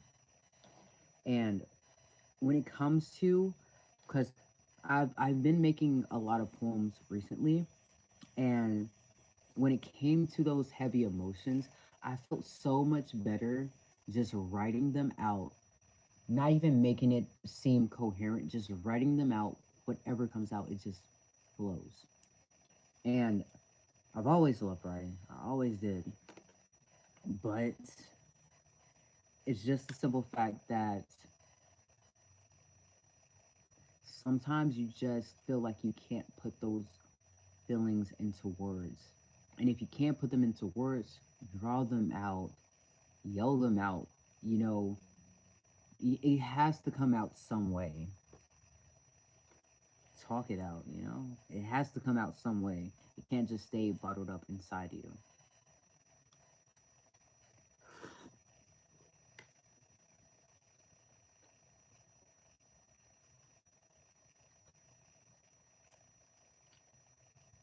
And a lot of what I dealt with when I was younger was primarily anger. Because there was so much anger and hostility that I've been around that rubbed off onto me, and I didn't know how to control that. But even then, how you doing, Shaylee or Chaylee?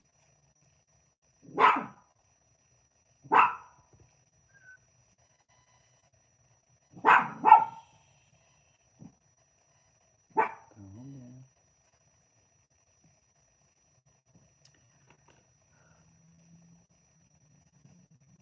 yeah, but emotions, they get tricky.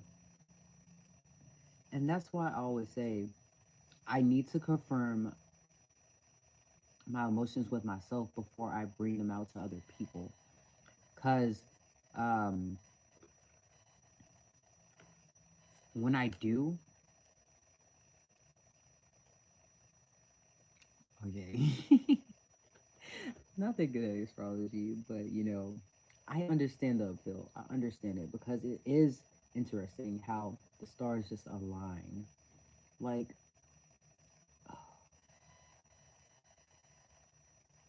it's just a mimic.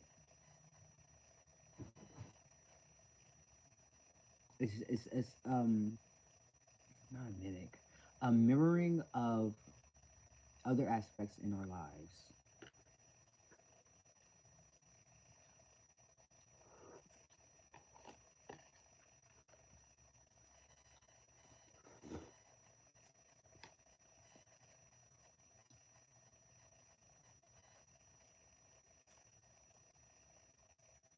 I'm gonna be back. Oh, well, I'm gonna be back.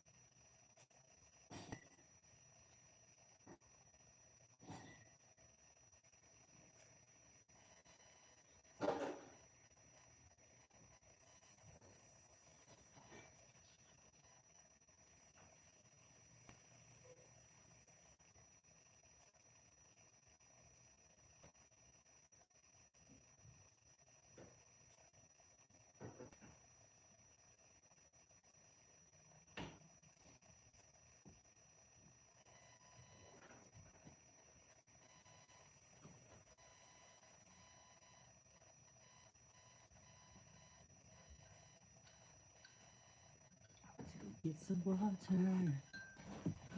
Oh.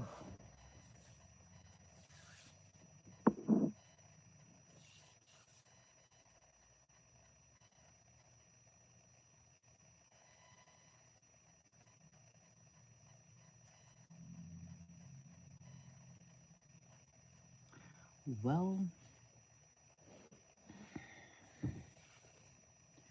that is fair. Um, I've definitely had my own battles with addictions, and I'm still working on them. But you are not a failure as a mother because your child is doing things that she herself knows is bad for her, but still continues to do it. And her actions are not an indication of you. And I say this with myself because I've told um this was when I was still 17. No, I was in that year of where I was turning 17, but I wasn't 17 yet. And me and my mother, we got into an argument because I played a song that said it was by GRL Wood, and it was "I Hate My Mom." Now, hear me out. At the time, I was in this thought process that she was still talking to somebody who was her ex, who was not a good person, and not only that, um, she had she knew about the situation that was going on, but she still had conversations with him. And this is where it gets bad because because I felt this in my chest. Like, I felt like it's not even that I felt, I knew that she was. And the only way that I confirmed it was by getting on her phone and looking at the messages that she had with him. And I didn't even look far. I just checked to see if she was still in contact with him. And that right there was a betrayal in its own. So having that piled up with her constantly, with her not really, not her constantly, but she wasn't understanding why I was the way I was. Um, and still there's still this significant rift between us, but it's not as bad as it was before. Um, because not only was I was protected in a way where she got us away from the house, but it felt like a betrayal when she kept in contact with him, um, especially after I explained the recent resurfing memories of him touching me inappropriately. At the time, I was 13. It never happened again after that because I steered clear of being around him. And I kept myself locked away in my room because that's where I felt the safest at. But um, later on, when I was 15, because it was really, it was, um, it was another event that happened because of his son. And that was the time where I actually spoke up about um, this that what was happening, and I felt like that I was going to be in an unsafe situation for a long time if I didn't. And it is, and that's true, because if we don't if we're not open about these situations that happen, it can lead to a spiral of not only self-pity, but you feel like you're alone in the world when you don't have that um, communication or knowledge to tell somebody that this is what happened and this is fucked up and it should not have happened. And I'm sorry that happened to you.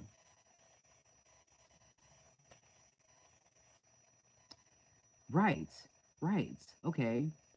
And when I tell you that that was the only time maybe not the only time, but when I was a child, it was just a lot of stuff that was going on, and it wasn't under her watchful eye.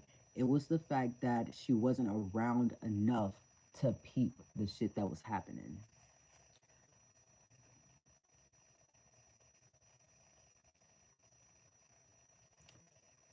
That's a good one. That is a good one. That is a good.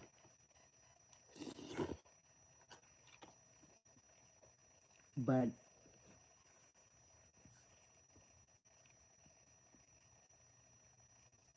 it's just the fact that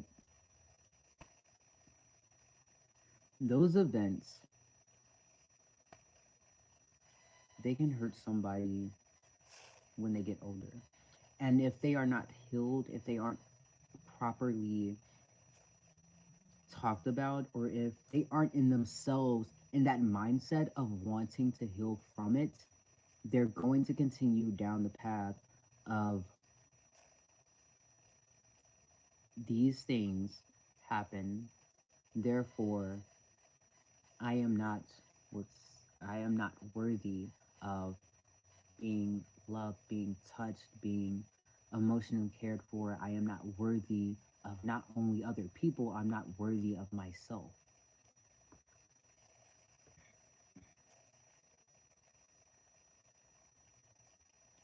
And you're right. You being a child is her responsibility as a parent to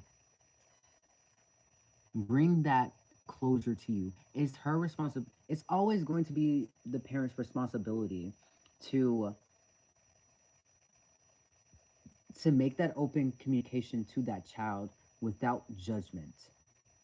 But when parents are not healed from their own situations, it creates a struggle between the parent and the child, because not only do they not know how to regulate their emotions, the child is newly in and not even regulating their emotions because they don't know how to.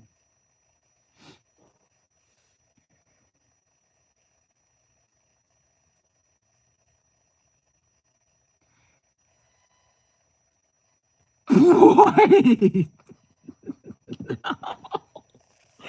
Oh, that is. I'm sorry, I'm laughing, but it's. Oh, oh, that was a sign, though. That was definitely a sign. Um,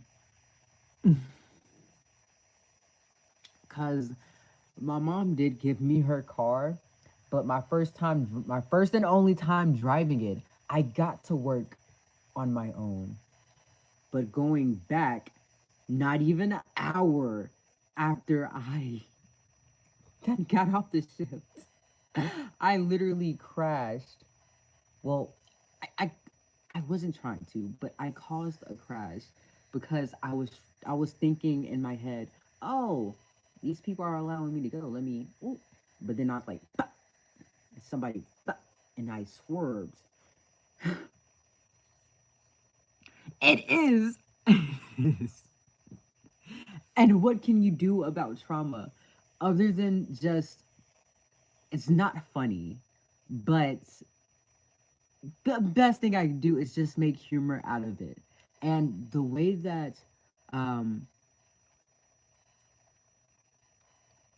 you pushed it out of the driveway. What? Wait a minute. Wait a damn minute. Wait. What?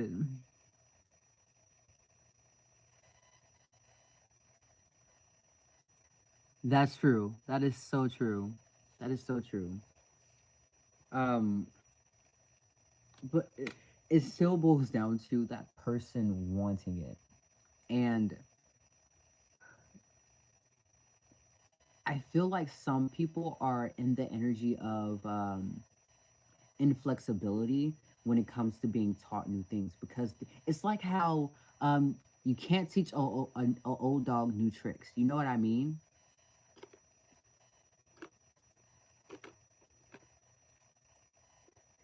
You know what? It happens in those rebellious teen phases. It happens.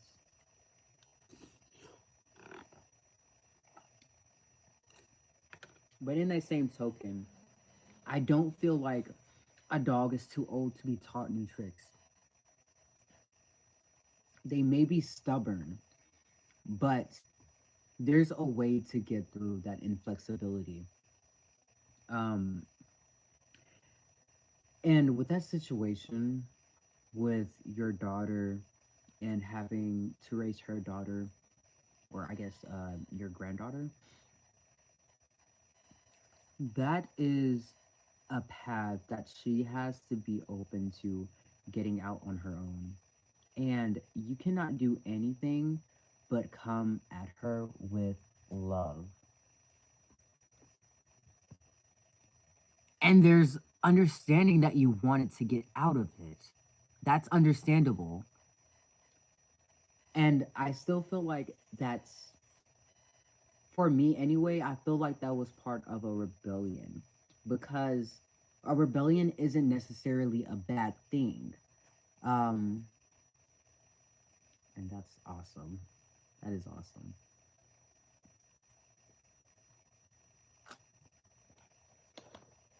Like people, I'm gonna go to Christian mythology. So you know how, and I was raised a Christian, but I don't know like anything outside of the rebellion that happened, and then Lucifer getting casted down and having to play the role of the devil. But I don't necessarily think that him revolting was, and so sure that you are her world. You're her world. I feel like I say things so fucking ridiculous because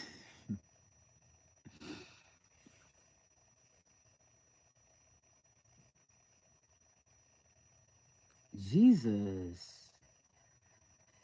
Ooh, I'm glad that you're out of that situation though. Thank you. Oh, but I think that a lot of what goes on with um I think that a lot that goes on with when it comes to the mind, it's also about willpower because wait, no, I'm skipping it. I'm skipping it. Wait, I know I'm skipping it, but I'm he's meeting me. That is adorable. This is adorable. I was going into Christian mythology, but then I skipped past that. Let me go back. So I don't necessarily think that a rebellion is a bad thing, especially when you look in history and you see, um, like for example, you see how black people were seen as a rebellion, and it actually were because it was enslaved people like Harriet Tubman. She was getting them out of slavery. She was freeing enslaved people. And when it comes to rebellions, they're not a bad thing unless you're doing it for the wrong reason. That's the difference. And I say when we have those rebellious fa- uh, phases, it's not necessarily indicating that we were bad children. It was just that we felt so unsafe that we were doing anything to get away from this uncertainty and this unsafeness we were around.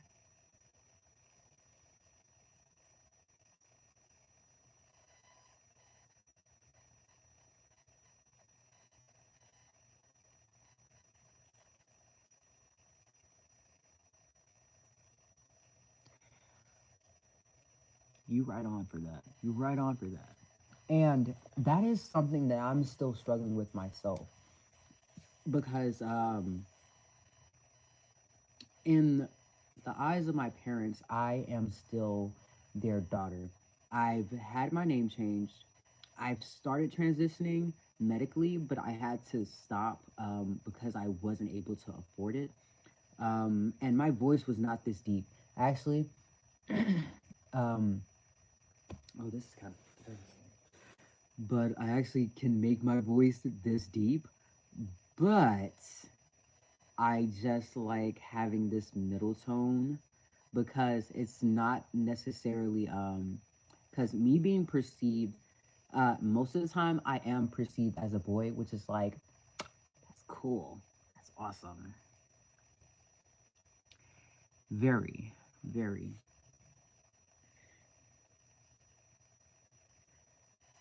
Um Being perceived as a boy has caused me so much euphoria. And at the same time, it still leaves me with dysphoria because I'm always put into this box of thinking there's only one way to be a man, there's only one way to be a woman. And the truth is, nobody knows what a man or a woman is. We make those things up. We don't come out being like, oh, I'm a man, oh, I'm a woman. Some people do, but that's only when they are shown those aspects, when they see those aspects being displayed. Because in order for a child to learn what a woman is, they have to see somebody who identifies as a woman doing the things that they do. And there's so many different types of women out there. There's so many different types of men out there. And I think on the basis of gender, I literally feel nothing and everything and all of this shit at the same time. And it's just that I feel like I'm so boxed in when it comes to my gender and who they perceive me to be that I just wanted to strip it away altogether. That's why trans is the identity for me because I don't fit into any of these boxes that they try to put me in. I'm literally like the ocean. There's no fucking depth of gender that I have not went into and discovered. Yes. And living their truth, living the beauty that is a person, that is the ultimate form of self love. What you said, fuck them boxes. Fuck them boxes. Who the fuck made the boxes?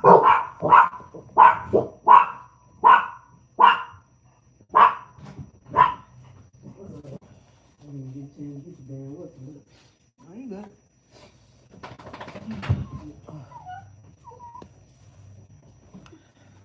Back at it again. Yeah, I know. Um, there is so much that comes with the freedom of expressing one's soul. And it's just the flow. It is magical. That is magical.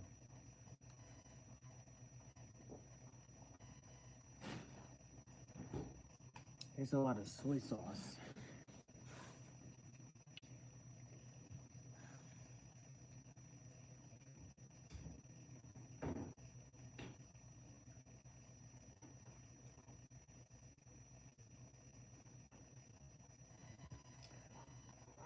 You like understand that 20 years ago was in the 2000s and or well, I'm thinking about this time right now, but back then being LGBTQ and actually being happy and upfront about that, that was seen as demonic and disastrous. There you go, strict Mormons. I'm not sure how Mormons work. I've been myself, like I said, I was raised into Christianity, but I never identified with it because it never made sense to me why a religion would would preach love and acceptance, but not love and accept certain aspects of human behavior and or human identities at that.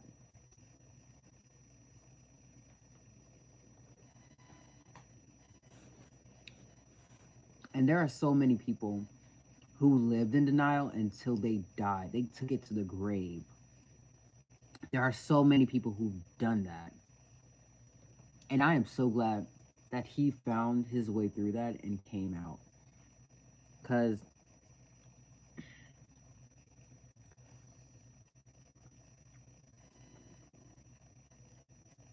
it very much is hypocrisy.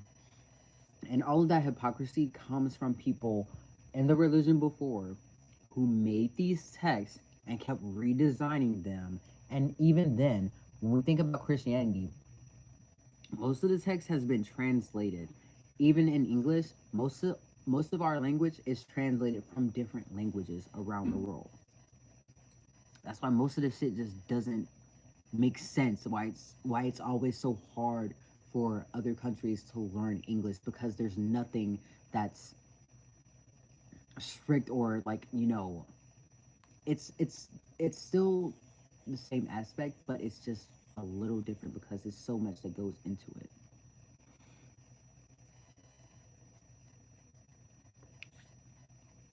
What you said, personally, I just don't go to church. It's just, I've never liked churches. I never did. It just felt like,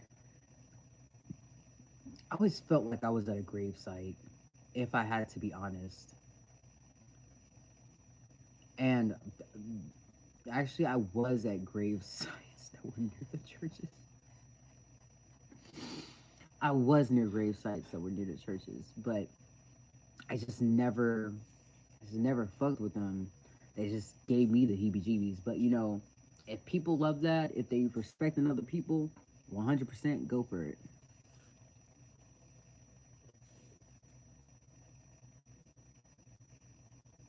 Ooh, how old are you? If you don't mind me asking.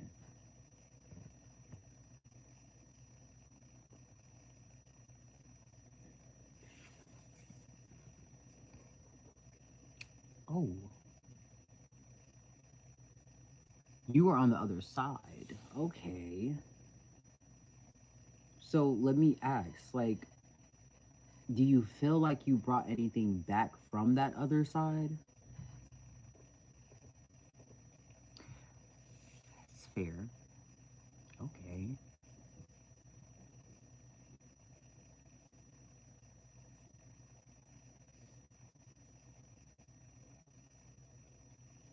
Why did you say no? I, I feel like I already know the answer to that, but I just want to like, we're gonna talk this through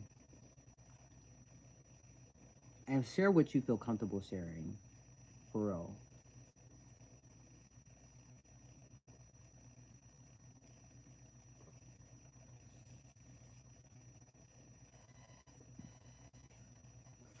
Oh, it's cold.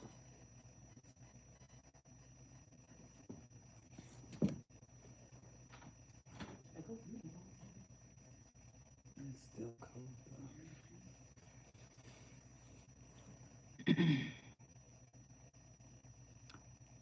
That is fair. I myself, I've had a lot of issues with suicidal ideation, but I think the main thing that saved me was the fact that I've always known there was something else.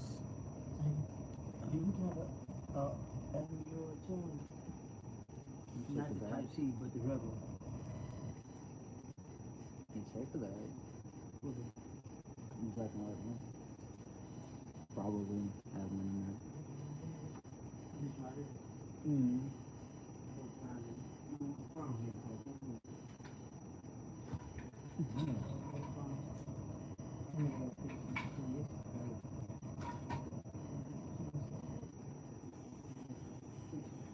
No problem.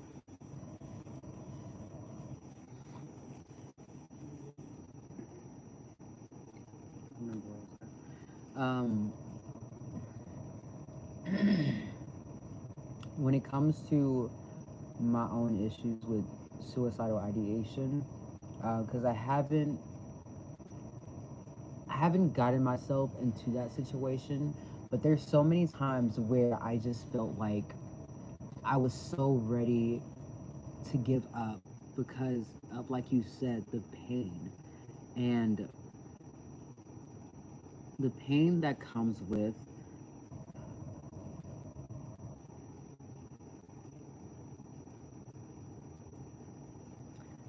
as you should, because you still have so many years ahead of you, and you have such a bigger purpose than you think.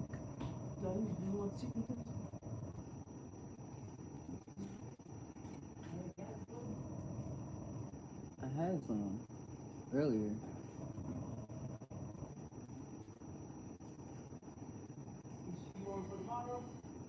You can have them if you want them.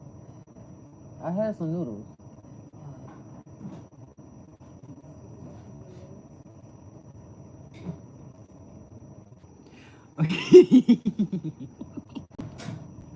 So let me ask, like, how did that talk go? How did that talk? I really want to know how that talk went, cause like that's such a specific number. That is so specific. I'm 20. I'm 20. I'm turning 21 in August.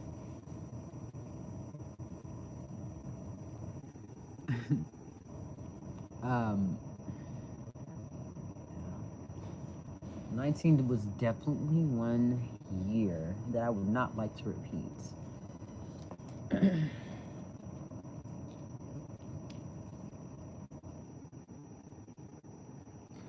What? What? Oh my gosh. That is kind of freaky, but you know, that is awesome though. That is awesome. Honestly, thank you. You're amazing too. I love the conversation. But honestly, like I've had a lot of dreams that I think you always are. It's just that sometimes they come in full force, and other times it's just like a little bit on the sly side. You know what I mean? Like it's there, but it's not up to the conscious. You know. And yes, I'm Leo. Leo. Yes. I've um I've had dreams where I've literally predicted the future, and the way I know that a dream is fuck.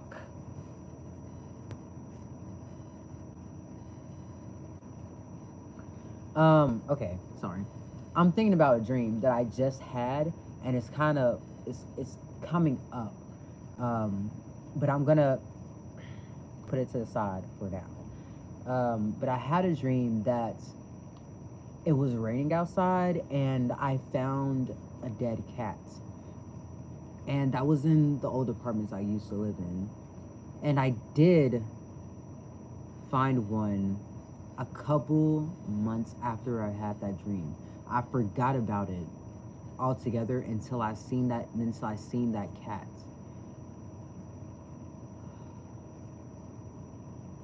And that was so heartbreaking. I really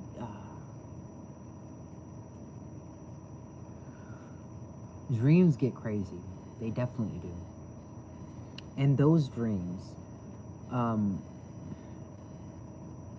I don't like them because I feel like although they tell a lot, they also bring a lot of information to where I'm scared of getting to that event. You're right, it's not. Shit. shit, like, you know, they preparing me, but it's like it's still unnerving. It's still very unnerving. I'm gonna do it scared. I'm gonna do it scared. I'm gonna look at them dreams scared. It's definitely like, you know, it's definitely, oh, I feel like I am, because a lot of stuff that went my way, I feel like should not have gone my way, but somehow I'm like, how the fuck? You know what I mean? But you know, it is what it is. I guess, you know, I need to stop doing, I guess, but I definitely deserved it, but it's like that.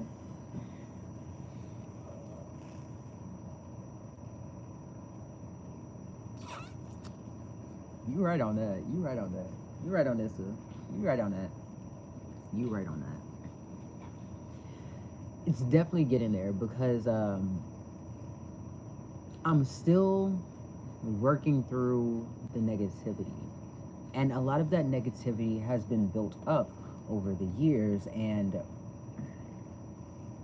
I'm getting through it.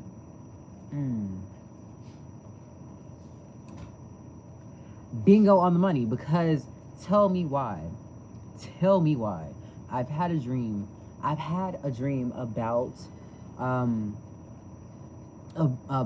a breakup in my previous relationship, and at first I didn't understand the dream, but how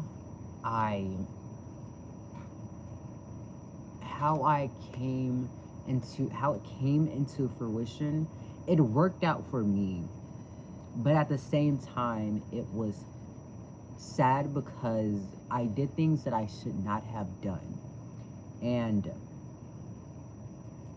I'm learning the lessons, but it's still like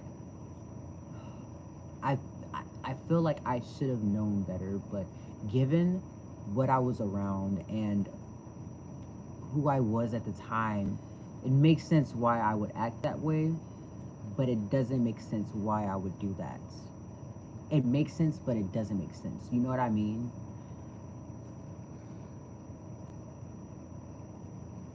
Yeah. Yeah, you're right. You're right. You're right on that. You're so right on that. And I actually do have a dream deck, but it doesn't really help me get into like the basis of the dreams. It kind of still leaves me with more questions and answers. But dreams are meant to be not making sense.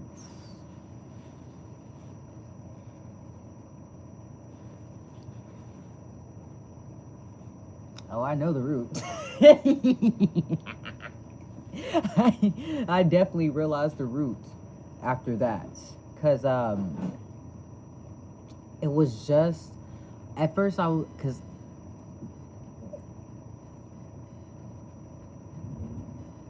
let me go outside.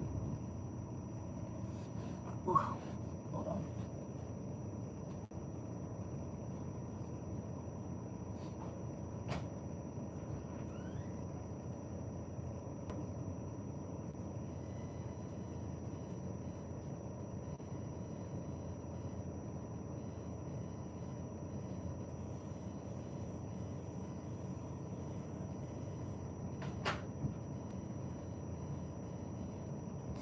Twinkie just came in.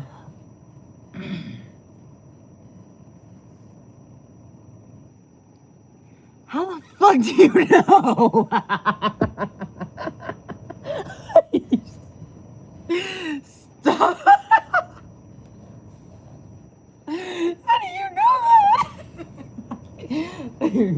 You're right though. You're definitely right. I know that for a fact. Like I know that. I know there are truths to I know there are truths to that. I know that is the absolute truth. But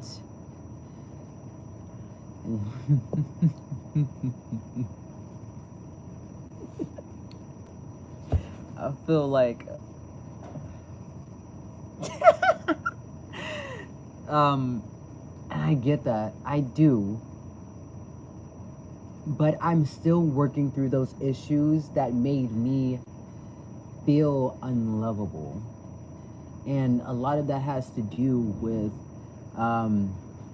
the stuff that happened in the past. And I don't, unfortunately, I am not able to remember a lot of what happened. And a lot of that is like, of course, because you were like, you know, baby, but thank you. I really appreciate that. And you are literally, you made me feel appreciated. I appreciate you. It's one day at a time. Of course it does. Of course it does. The brain always does that. And it only gets, it's not only get worse, but it definitely brings up issues when we get into the mental aspect, like when it comes to disorders. And I've been diagnosed in some disorders, but I don't think they're necessarily true. Carpe diem. And I just think that it's a lot of work. It's the work I need to do, but you know, it's still a lot of work. I'm slowly, it's like, you know, the iceberg theory. And at the surface right now, but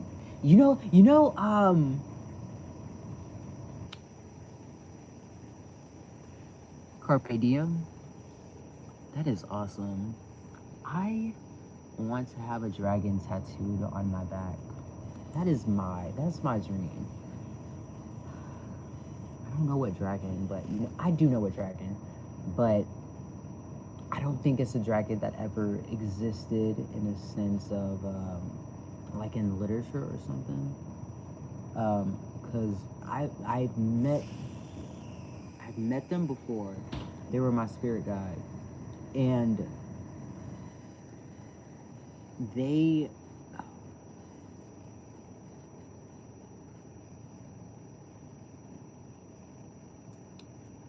yes, that's the truth. That is the truth. Working on loving yourself one day at a time, one step at a time.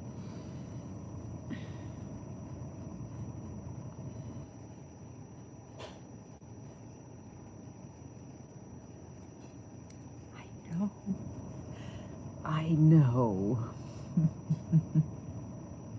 What the wait. See, the white one, I know him. I've seen him. I've literally seen him. And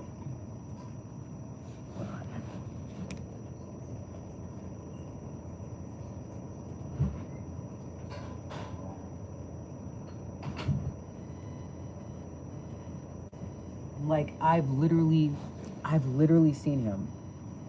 And I haven't heard the yellow one though, but I've seen the white one, and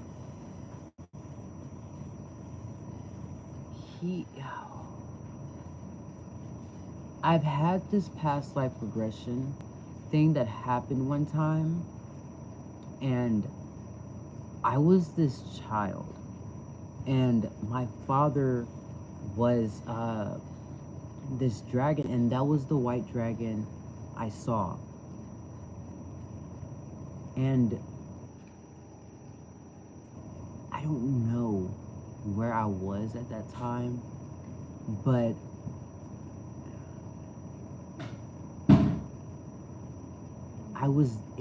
it was so fucking real. It was so fucking real. It was also surreal.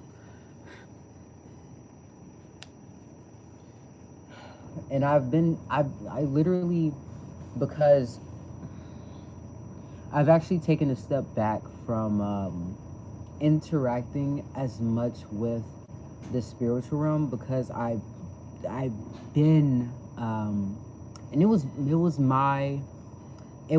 sort of my fault because I didn't use the right words, but I've been attacked by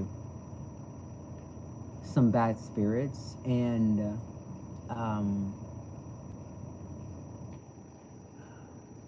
I've been attacked by bad spirits before, and that actually got me sent into a behavior center because I was called, and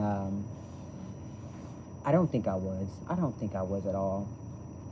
I was alone with myself. That doesn't mean that I had psychosis. And yeah, I did a little puff, but at the time I was not smoking. I was dead ass. I was dead ass. I was here. But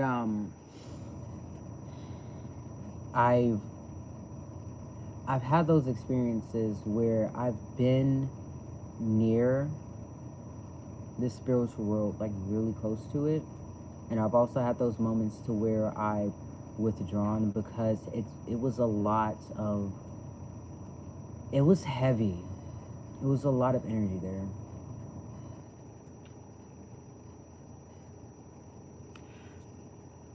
Yes, and the way I took my power back, it felt like I had to get out of my body to fight. And I don't know if I was astral projecting or not, but I was like,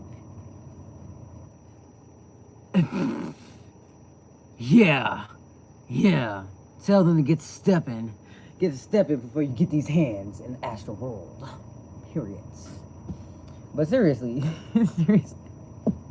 seriously though, like, I felt my angel disappear when that spirit had came. And at first I didn't know. I feel like I had a sense of knowing because it was like the energy shifted into this really, like a heavy, very heavy area on the back of my fucking neck. And that experience, that was not no fucking psychosis. That was not no fucking psychosis. I know that shit was not.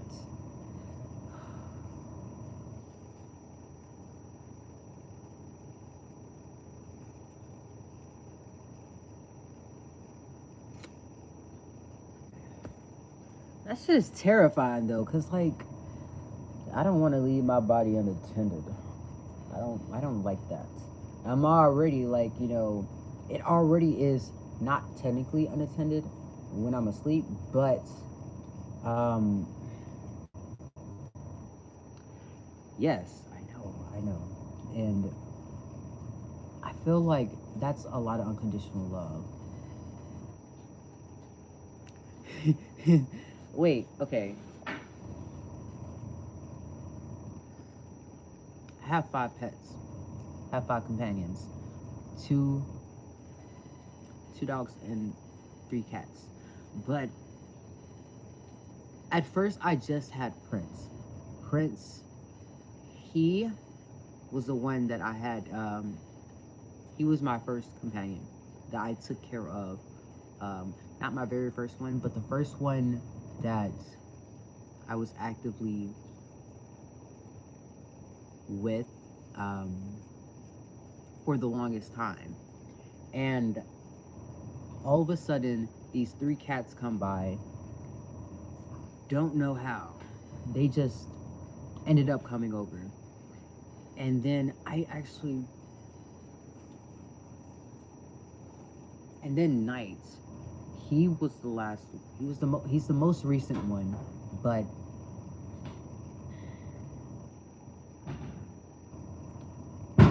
I tried to take him back to where his previous owners were, but he came back over here. And I knew that he was meant to be over here because he was the first dog that my dog didn't dislike.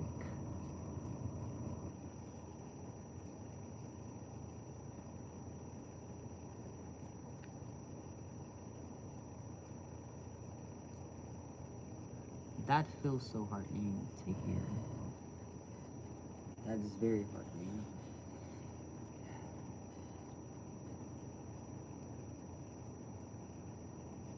And one thing I do love is that when I do have big emotions, I get them out through writing, or I draw, or I sing.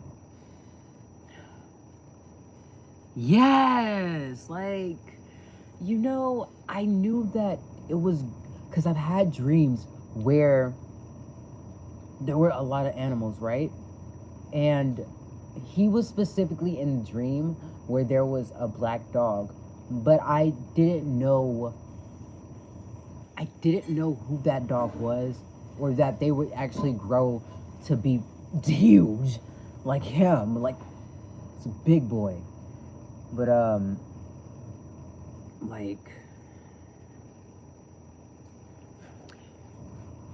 that's true. That's true. That is so true. There is no light without darkness, and there is no darkness without light.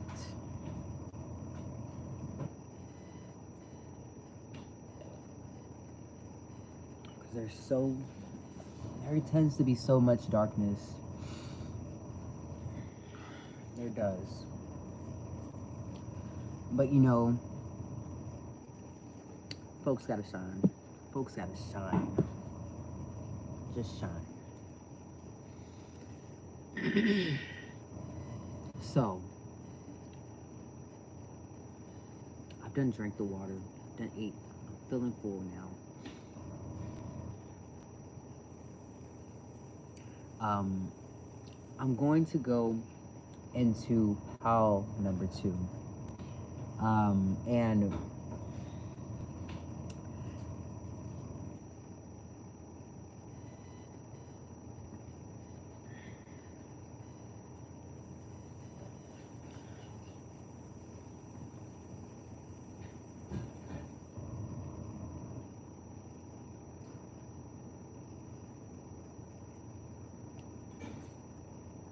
I keep on thinking I hear something. You can hear him outside or something. But working on it. It's in progress. Still, I feel like demons manifest when there's still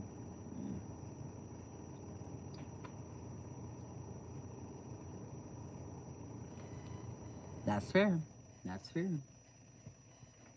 As long as they're not overstepping their boundaries, they can live how they please.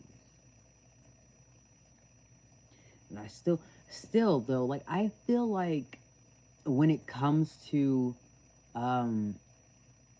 this whole pit from this whole versus thing with angels and demons, like, I feel like it's I feel like it's more so in this, because I think how they say that's fair. That's fair. That's fair.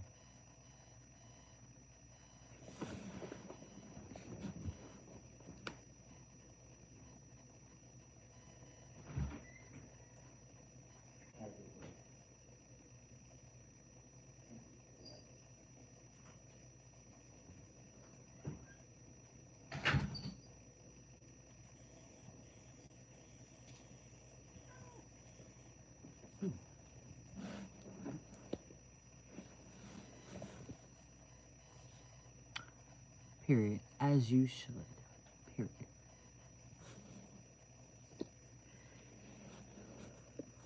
And working that out. Because,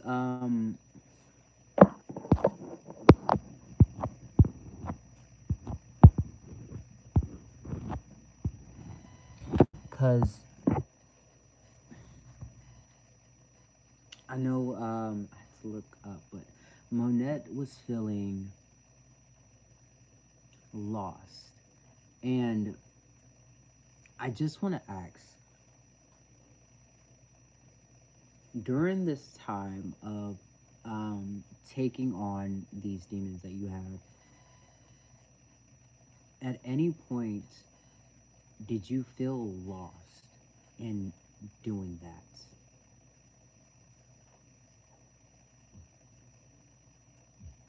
And I feel like, I just want to ask.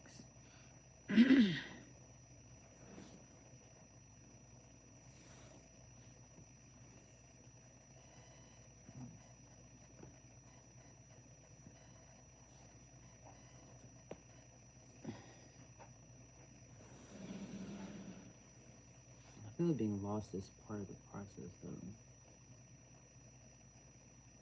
That is fair. Being lost is very much part of that process.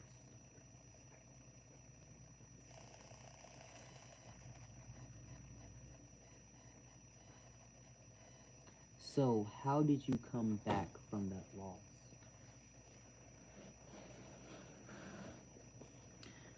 That's fair. That is fair. That is very fair.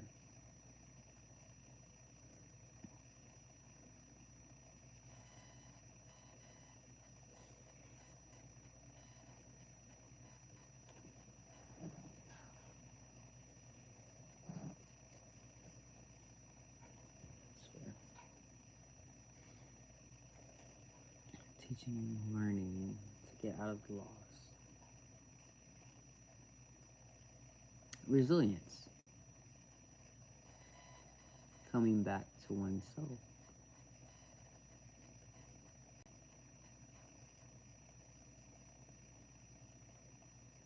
Hmm. That is definitely a thought.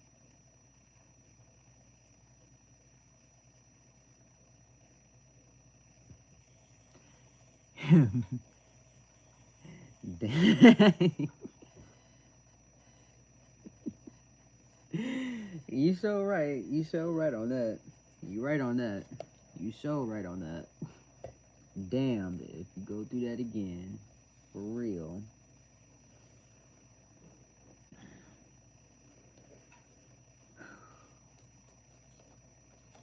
So,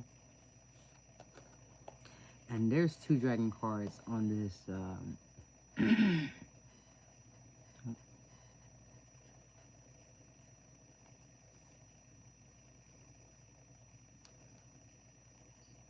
That's fair. That's very fair.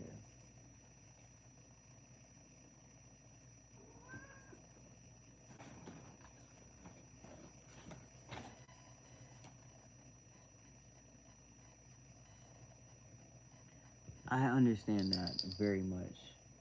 Um, I've been in those moments where I was in the dark, but it wasn't necessarily.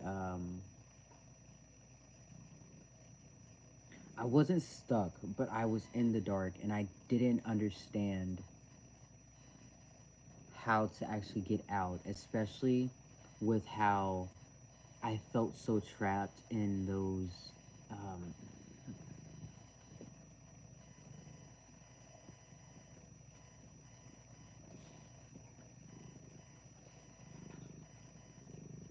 true, true, true. That is true.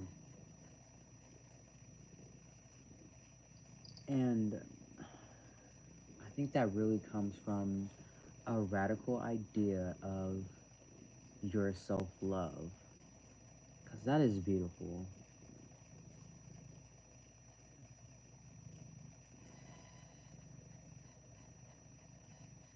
Misery do love company very much.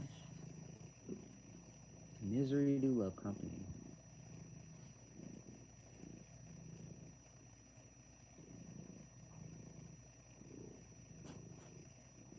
Misery does love company. Because really, who wants to stay in the dark? If they've been dragged into the dark, why would you want to stay? And I think that when I was in my 19th year, I wasn't doing what I was supposed to do, but I was doing the best I could with the energy that I did have. And I think because I was so used to being pushed in that corner that I did give up temporarily. I did. I did.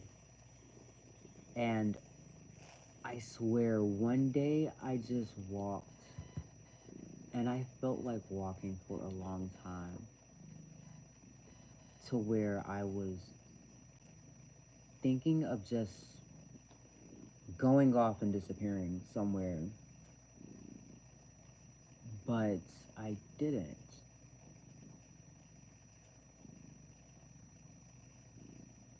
And I knew, because I've talked to one of my ancestors, my grandma Orly, and she told me, because we have the same family, like this is me with, hold on.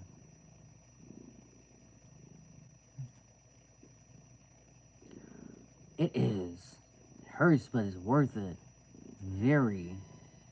It's very worth it. And I don't fear healing.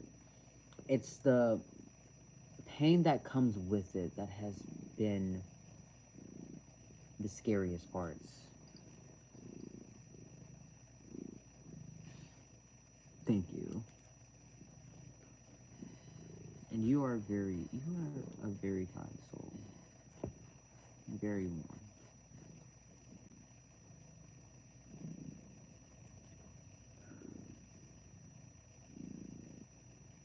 So,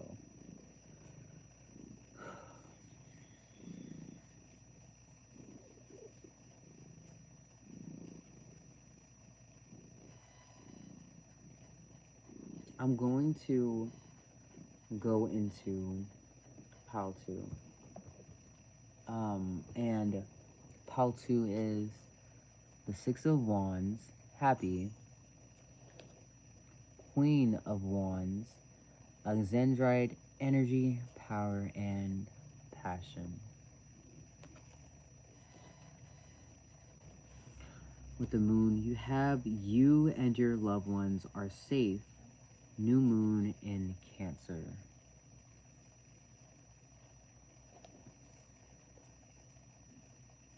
You know that. You know that. No right or wrong way.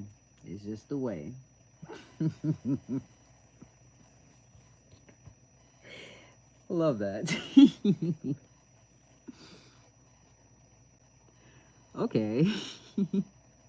So we have 19 independence, carving your own path.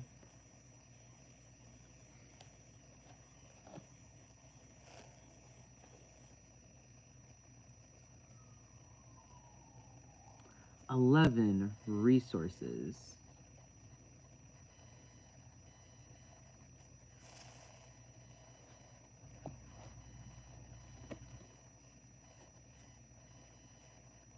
Eight, not a seahorse, perspective.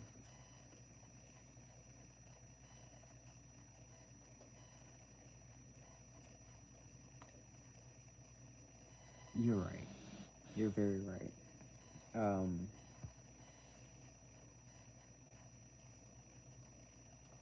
I think that oftentimes that lonely but not alone feeling, it comes from knowing that yes, I'm not alone. Even if I'm physically alone, I'm not really alone. And I've had energies come and go. I've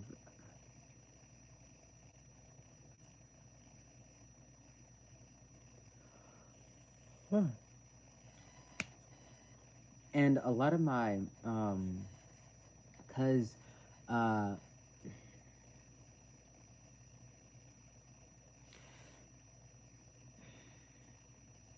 a lot of uh, a- um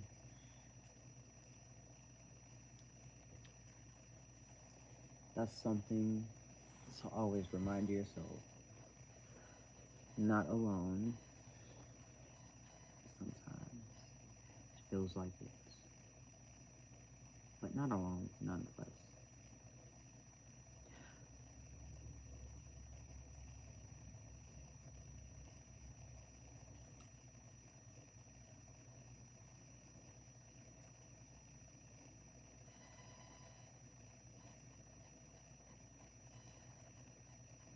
um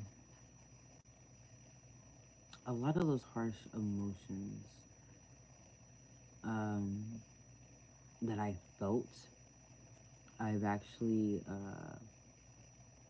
I've had, it's like, the Ten of Swords. In some of the depictions, it's a person who's laying down with swords in their back, or like the Eight of Swords, where there's sword. Well, specifically in the Hoodoo Tarot, there's this person who's in the middle of the road, and there's swords all the way around in the paths, but there's nothing blocking them from going outside of the path, like, where the grassy area is. There's nothing stopping them from taking that detour. I oftentimes have to remind myself that I don't have to do something in a specific way of how I see it. I can do it how my own vision works. I do too. That was my second deck. My first deck I had got from Five Below, but that was my second deck, and I got it from Walmart. And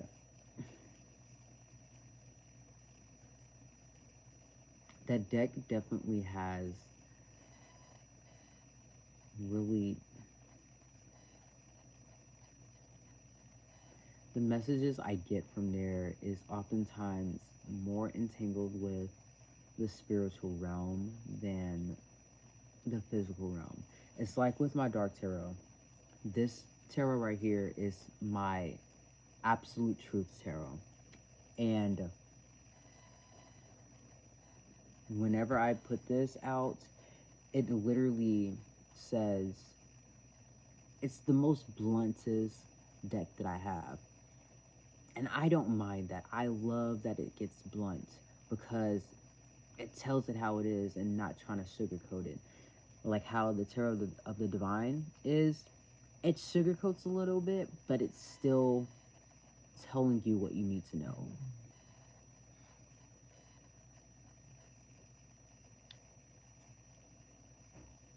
That is true. That is true. Oh, Ma'at. Truth and fairness. I love that you said that. Never betray you. Heart will never betray you.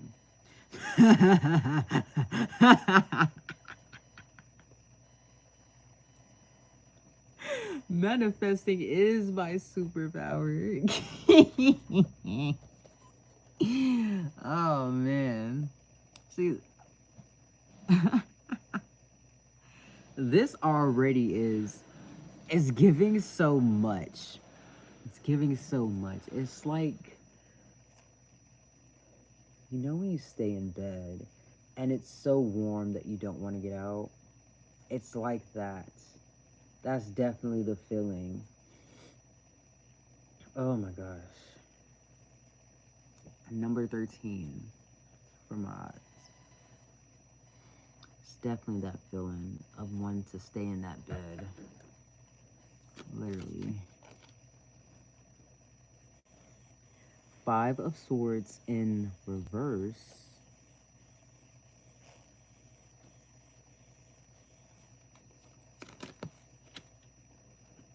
Oh, that came out too much.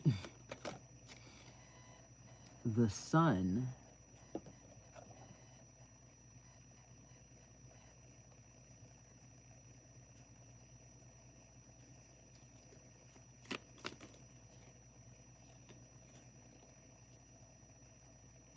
I was talking about the 8 of Cups.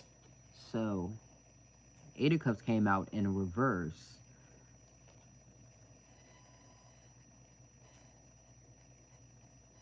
I was talking about the 8 of Swords, but I definitely said something about the 8 of Cups in that previous reading. And you got the Page of Cups in reverse.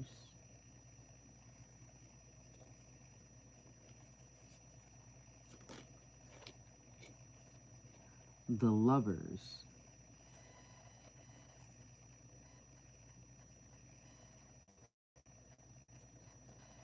Knight of Pentacles.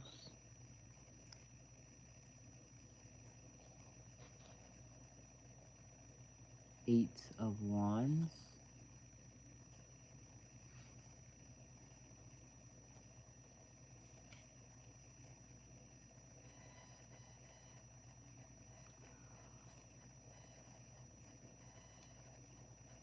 And on the back of the deck, the Emperor in reverse.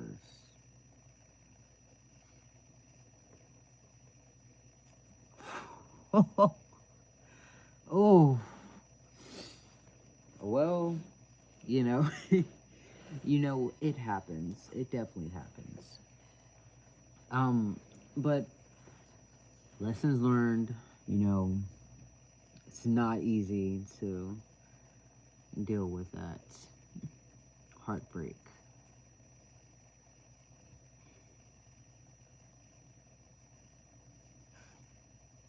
And the new moon was in the last one, but I think it was in Virgo. So this is water. Which honestly, Cancer still feels like an air sign to me. Because why the fuck is Aquarius got aqua in it? But it's air. That don't make no sense to me. But I digress. I'm not the one who made them. I'm not the one who did that.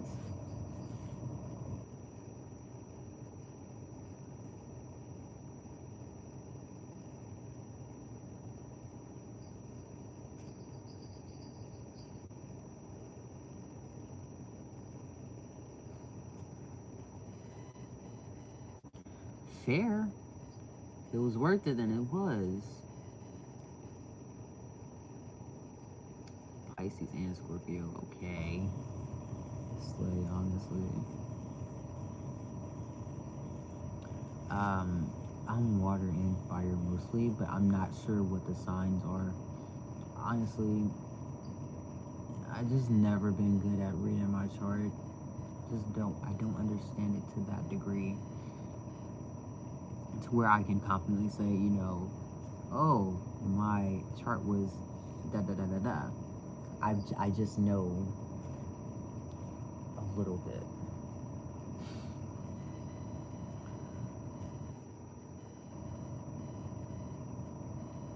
Ooh. You know what? Emotions all over the place, especially with water. Water don't lie. Water don't lie.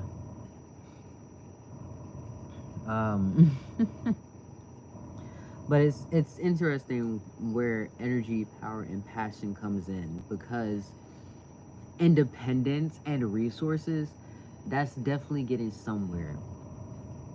That's definitely getting somewhere.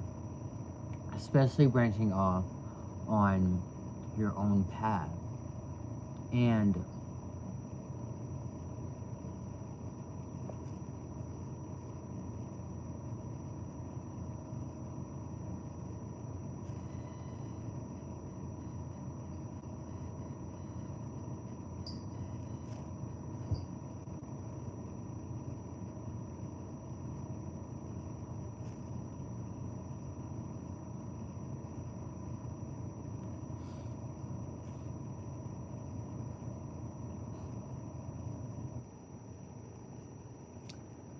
fair. That's fair. Um, I'm getting out of that metaphorical shell that I have. And it's really been on the tougher side because I've just, I felt scared too. And it's nothing that I didn't know I had the power to do or the willpower. It's just that the idea of being, again, different and being in that box, the box kept me stuck because I was so used to having to be one part of a box. But eventually, you know, you have to come out of that box. Nobody's meant to be in a box, you know? Unless you like boxes, but, you know, I'm not a box type of guy. Yeah. But, definitely, I feel like I've always been interested in a lot of stuff. It's just the idea of the steps I'd have to take to actually get there. And that's the hardest part. But the goal outweighs that. Period. Period. Period. We gotta step out of them boxes. Them boxes don't help nobody.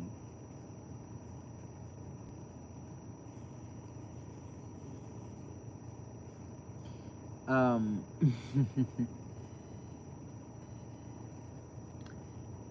swear. It's always good to be free. Welcome that freedom.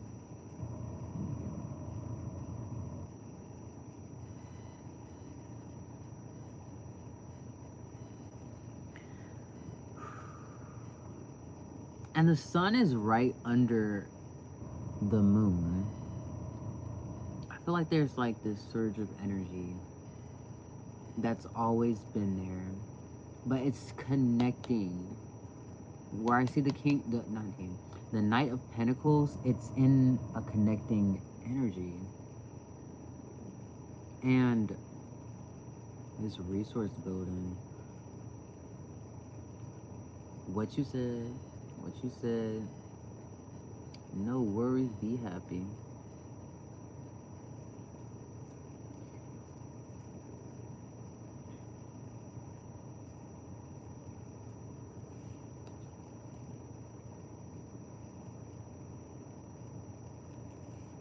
The world feels a little upside down.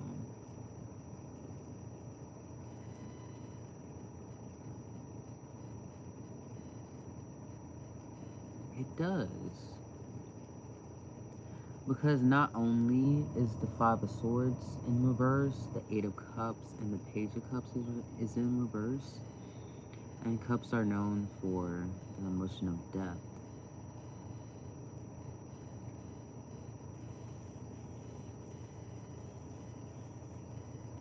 But the swords, they mirror each other. The only one that's different is the one that's in the middle. And what does it look like?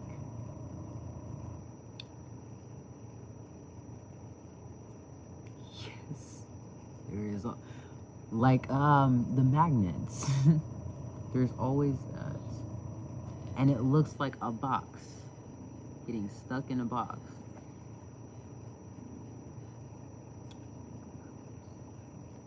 I'm not gonna say that. But in a sense of giving birth, it is something that is new. Walking away from this. And what'd it say about the fire? Let your inner fire warm you, but not burn you. That card. That fire is literally blowing smoke out of her head. Like it is on fire. And I think there's a lot of... There's fire over here too. Water and fire. A whirlwind. But there's such passion coming through. Especially when it comes to connecting back into this power. Or I guess this could also be seen as source. The source could also be within you. It is within you. The source. And I don't necessarily think the lovers is indicating a partnership per se, but they look like twins, right? And it could go many ways, but the ones I'm thinking about is how you have a twin and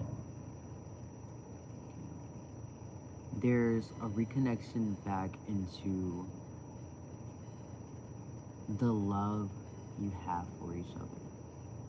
You and this person that you see as a twin or might even be a twin. And another one is the love you have within yourself, because seeing the Knight of Pentacles connect back, it's like going back into that memory that you had in childhood that was such a happy memory that you never wanted to leave. Freedom. And if you, what's their name? The song is called Palm Trees, but the lyrics go like, give me freedom and my body is so real. And I love that song. Freedom in my body, it feels so real. The freedom that comes with that.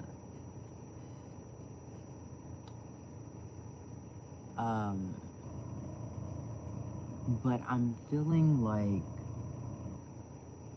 all of these emotions are coming to the forefront.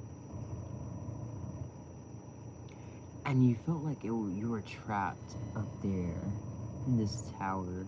The Page of Cups, they're in a tower, feeling so trapped by these decisions that you had no choice in. But there's always a decision.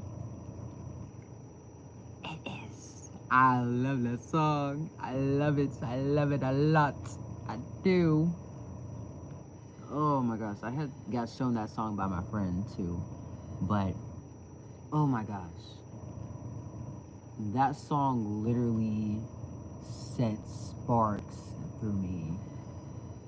Yes! Music is. What you listen to is also an indication of your mood and your thought process.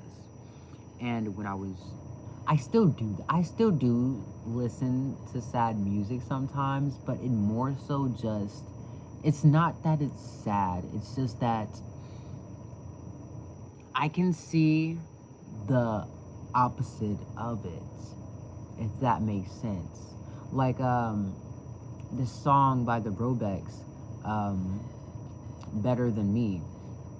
That song is about a person struggling with their self-esteem and having this internal dialogue that they'll never be good enough. But the way I see it is, because the lyrics, they go like,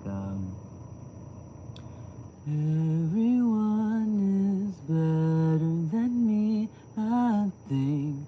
Throw your hands up if you agree with me.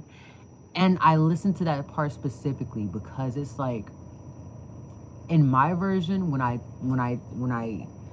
listen to it and when I think about it, I like to think about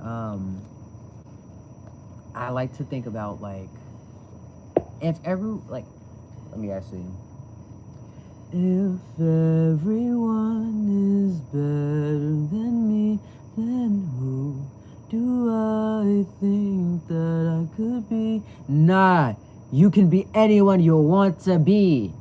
Anyone you want to be. And you are not fitting in that box. You don't have to stay in that box. You are free. Freedom in your body. It is so real. Freedom is always here. And what did Mitski say in that what did she say in her current song? My love is mine, all mine. Nothing in this world is mine for free but my love. And that song right there,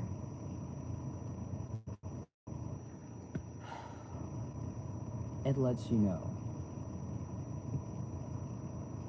you are not bounded by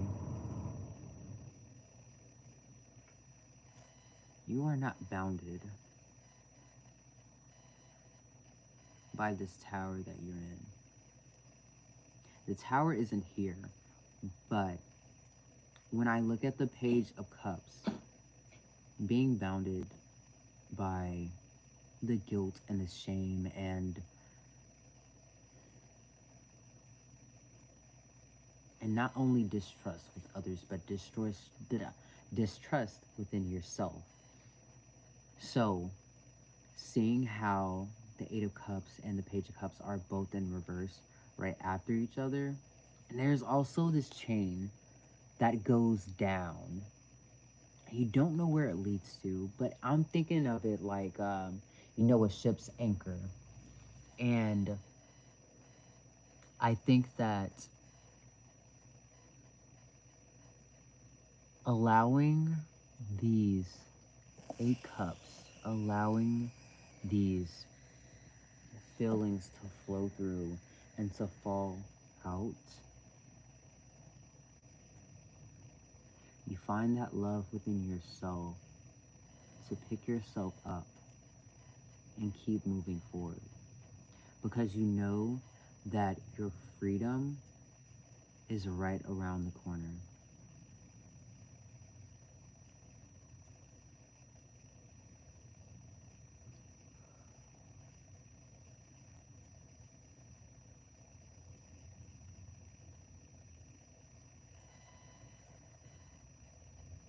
And with these 8 of Wands, along with the Emperor is in reverse. And right under that is the Hierophant. What the fuck? Ooh. But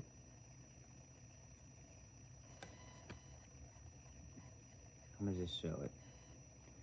Okay, so the way that the Emperor is so balled up within themselves, and they're like right after each other. So it's like a really, it's, what is that word? It's a transition, but it comes so easy. And trading out this closed offness into an ideal version of what you see as your power. No longer bounded by these fears, these things that you see as injustice, that you know is injustice. And being like what Maat says, truth and fairness. Your perspective on this matter, what your truth is, you get to dictate what is fair to yourself. And how you act to others is also an indication of your moral code. Because when you speak your truth, when you live in your truth, you see that, for example,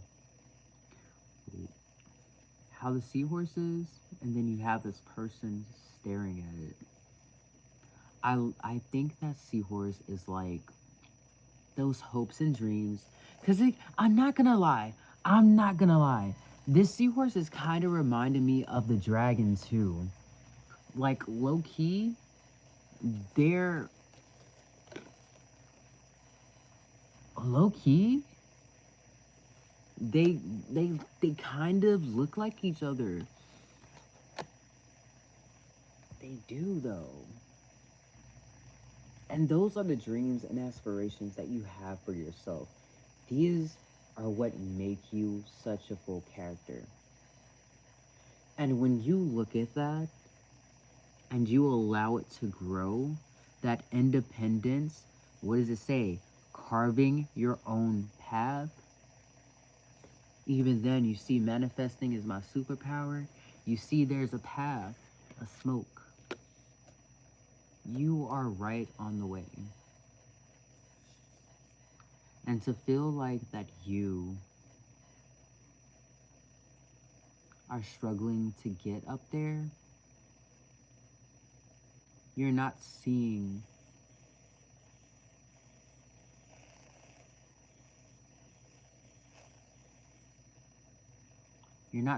the road clearly.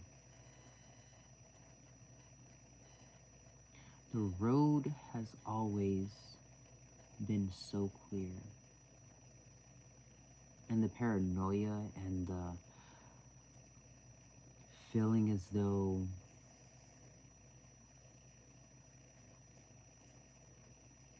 it's all been lost, like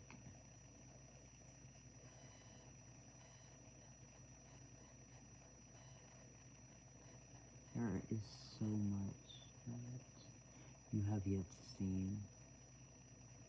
There is so much that you will see. And it'll all unfold in its own time. And this feeling that you want to rush it, you have to let yourself ease into it. Resources are here because you are gathering and you are preparing for this road that you're on. While you're on this road, you know how people with forage, they go through the forest, they'll find all of these, well, specifically mushroom foragers, and they're looking at these mushrooms and they figure out which ones is poisonous and which ones isn't. You're gathering the ones that aren't poison because those are going to be beneficial for you. They're going to be healthy for you. They're going to be safe for you. So why would you go out and pick the poison? Of course you wouldn't, you know. Because who likes poison? Likes the dark.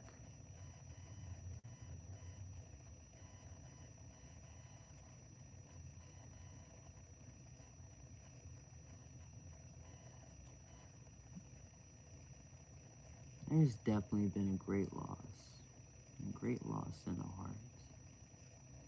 And the wands keep coming up. Like, it's vastly approaching. It's coming in faster than you think.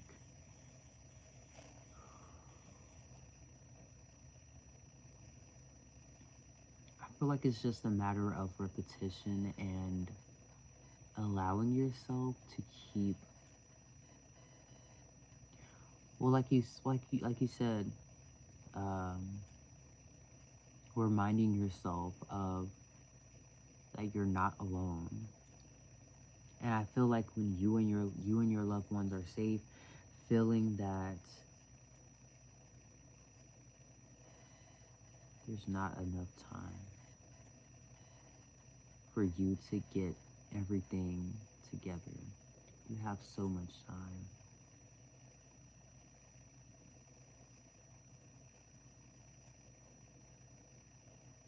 The sun is not just here for no reason. Allow that music, allow that vibration within you to come out. It can go at its own pace, but it needs to come out. Why would you keep it all to yourself? Let it shine. Let it shine. You are a star, so just shine. You're the master of your own galaxy.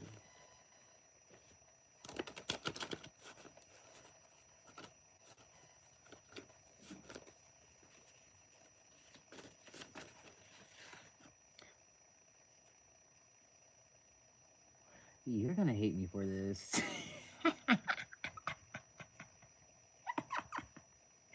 Capricorn with diamond in the rough.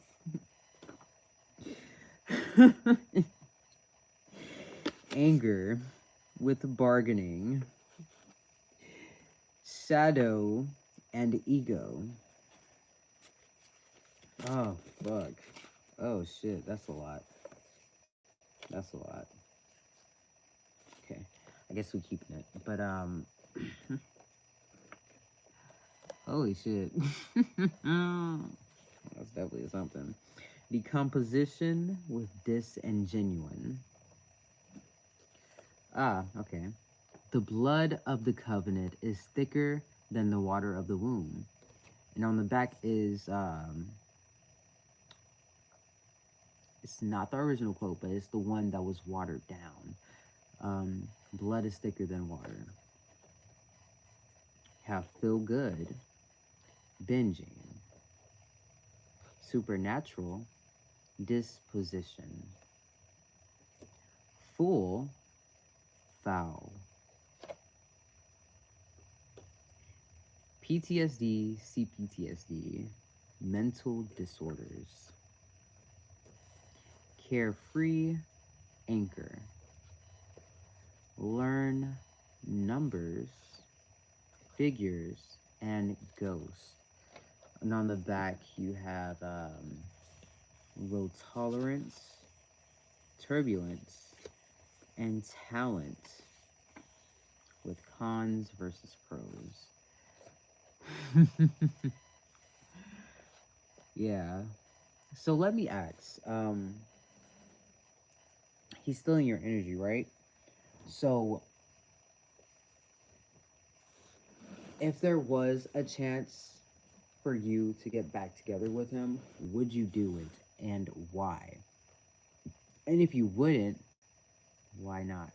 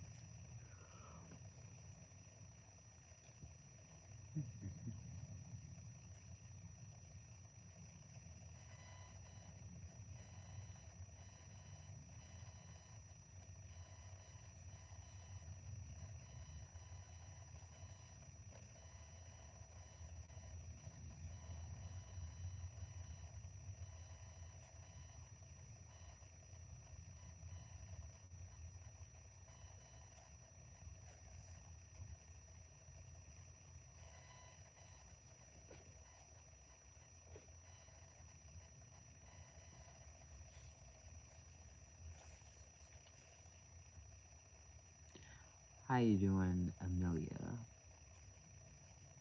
Welcome in.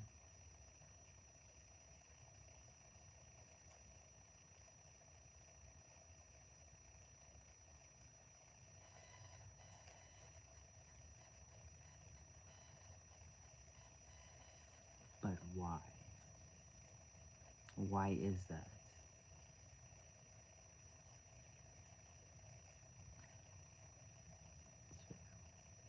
Why would you want him if he doesn't want you?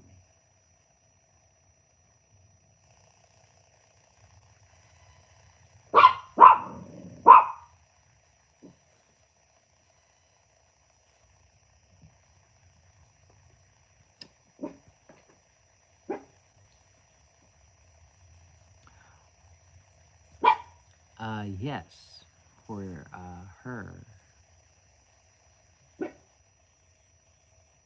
Oh no, because no, cause tell me why I split the deck, right? Let me find it, cause I split the deck, right? Wait, wait. I split it, and I had got this, right? Out of the closet and fire size, or fire signs. I accidentally misspelled it, but you know, what?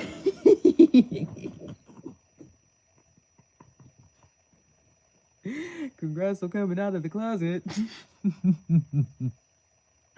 Sorry, I'm not I'm not laughing at you. I'm laughing at the cards. You got me fuck. That's oh fuck. Fuck. Well, that definitely makes sense. That makes sense. There's definitely some exploring that he wants to do on his part. And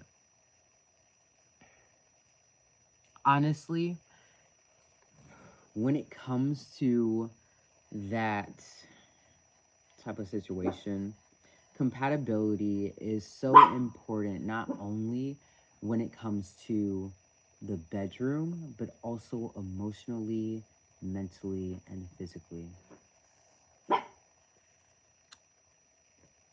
That happens. That definitely happens. Whew, that definitely will happen. And I'm gonna tell you right now, he is not a fool for for breaking up and trying to explore himself. But he is a fool. That is fair. That is fair. But he is a fool because he's missing out on a lot of what you had to offer. Not only were you a good friend, you were a good partner. You were an amazing friend and partner. And I feel that going on your own road, that is also why the Fool is here, because the Fool in the tarot is about a new adventure and a new jump. And he is on his own road, as you are on your own road. And the crossing paths, yes, I'm glad that it was good for you. Because what it say, learn figures, you know, it kind of figures that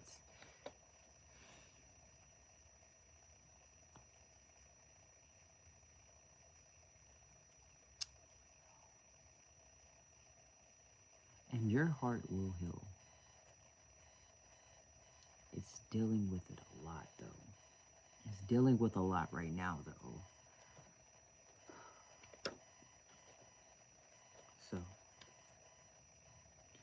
um, have you ever, uh,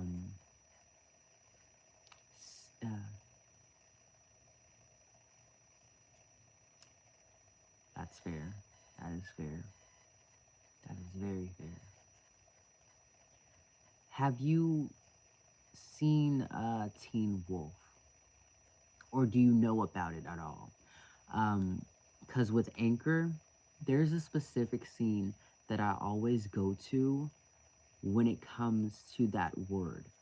When, God, I can't remember his name. It's been a little minute. But, you know, I think his name was Scott. The main character, the main guy, the first werewolf guy, he was talking to his mom about how, I think her name was Allison, but, how he missed her and he wanted to be back with her, and he felt like she was his anchor. And for a while, she was, but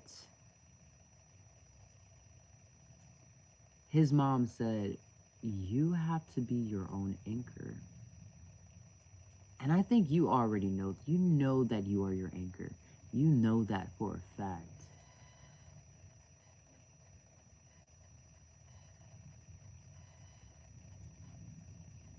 You know that.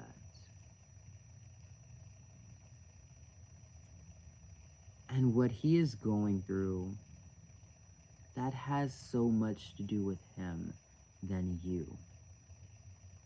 And that is a pure understatement, because I know how it is when you are still dealing with being in the closet and not really having the good support that you need.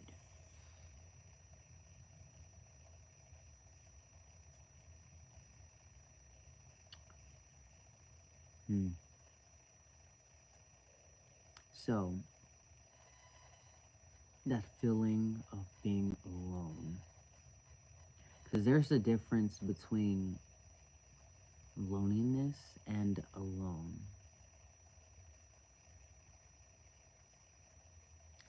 I definitely heard that before.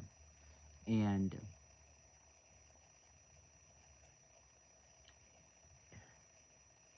it can be a lot, especially when we see how men are treated.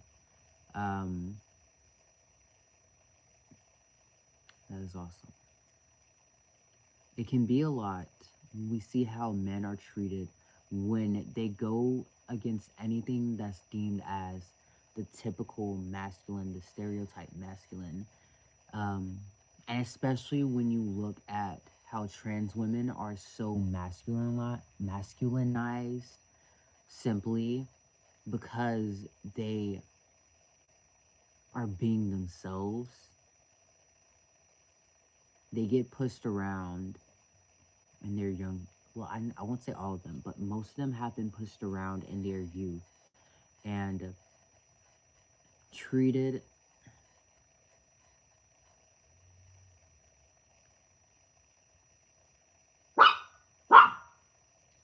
yes, it does. And that takes a lot to get into.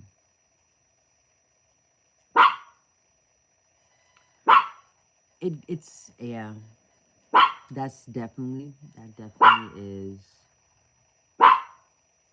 is a feeling. But gifts,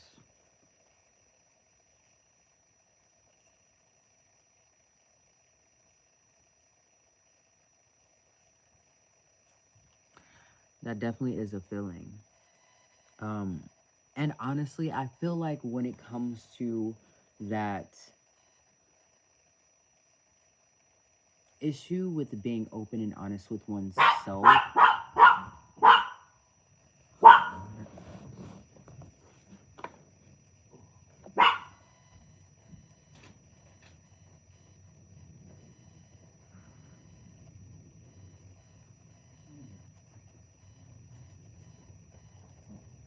sorry, somebody had came in, but when it comes to that issue of being honest with oneself on that level of vulnerability, that is deep within, and it can only take that person to get out of that shell.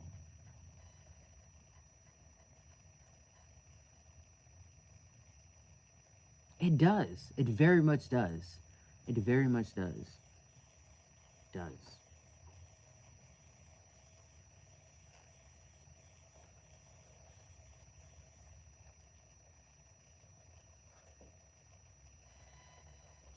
It very much does.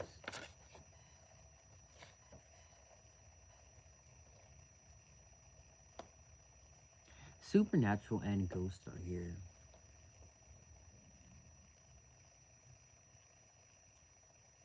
Whoa! Holy shit. People get so comfortable with you. Very comfortable with you.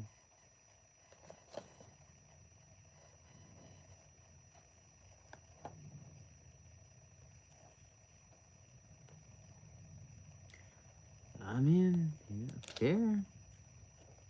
Honestly, I feel like, well, I'm not gonna say that, well, before I get into this, I'm not gonna say that I'm against murder, but most murder is just not really in the right place. Like, you know how there are parents of children that end up murdering um, the perpetrators? Like, that murder, I'm okay with that. But then there's the murder, or somebody who's murdering their abusive spouse. Stuff like that. Okay, you know what? You did that. You did that, definitely. But for my own self, that is a line that I just don't think I could ever cross. Now, for a child, that is a whole different story. Especially if it would be my own child. That is a whole different story. Because I promise you, you may not walk away dead, but bloody and beaten. Yes. Yeah. That's fair. That's fair. That is fair.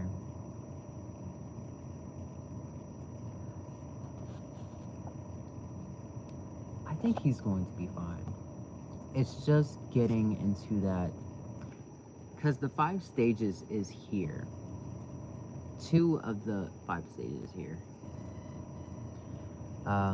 And that's just a lot that needs to be taken in. It was a lot for me to take in, especially when I was young.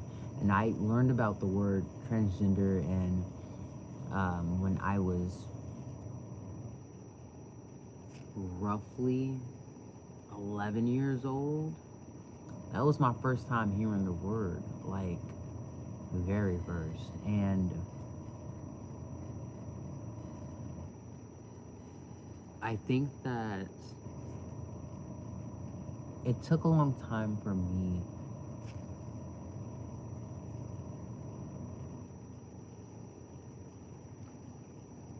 Soul Urge 5 and expression 5. Speaking of 5, damn.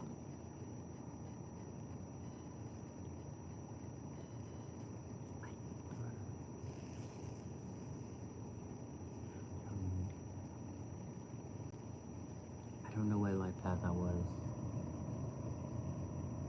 I have to look those up. I definitely have to look those up. I will be looking those up.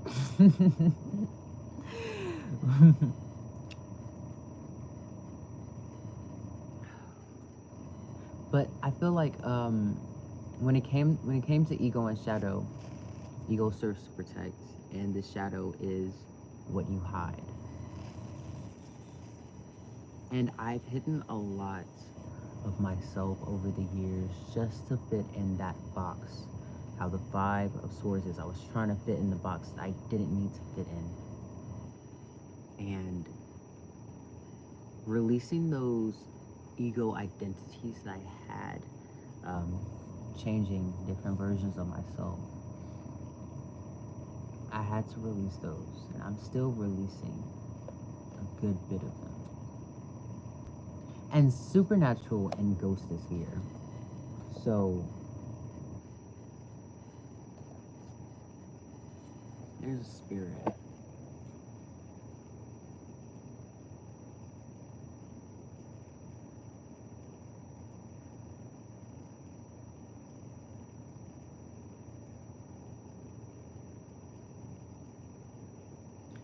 Ooh.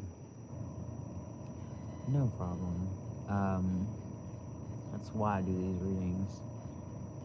It's definitely an experience that we all have.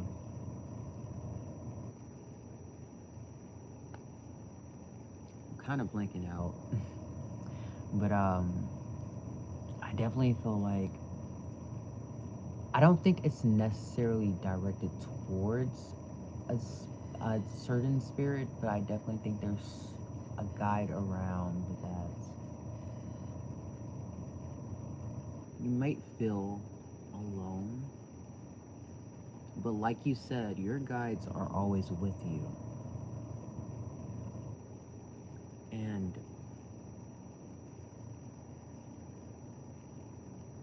I don't think you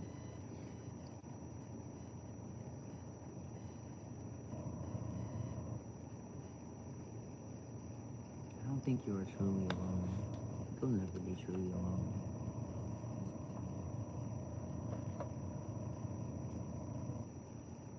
What with decomposition and foul here?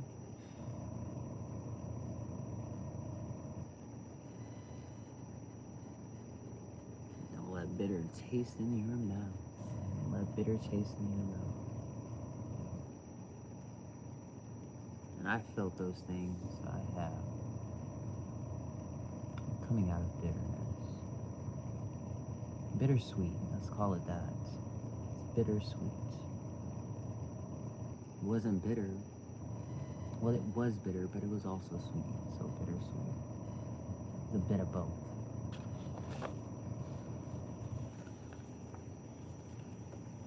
So, while I try to clean this up,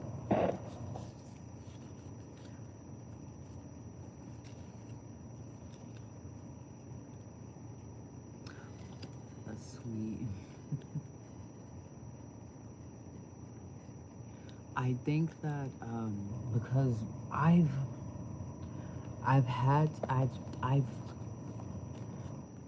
asked myself, where did I see myself in 5 years?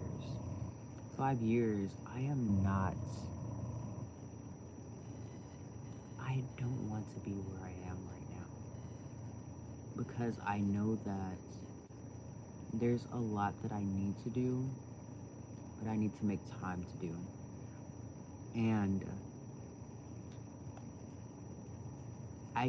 I said, I'm gonna think a little bit smaller. In a year, what do I think I'm gonna be?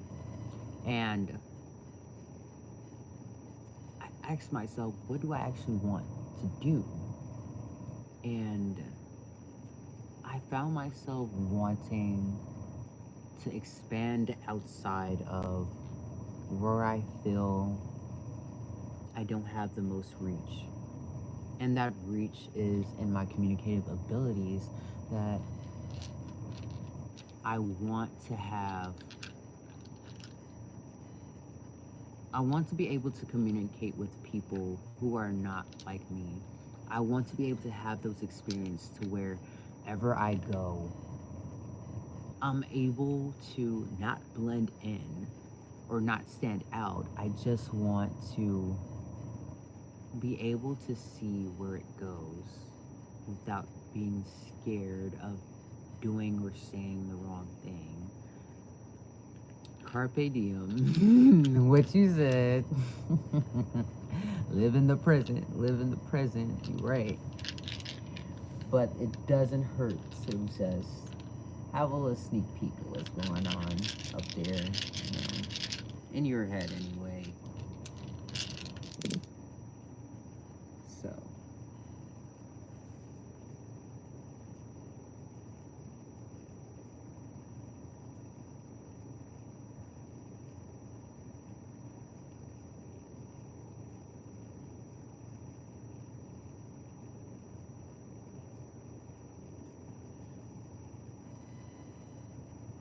It's a little weird.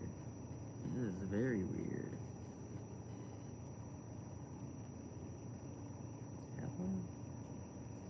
Let's see.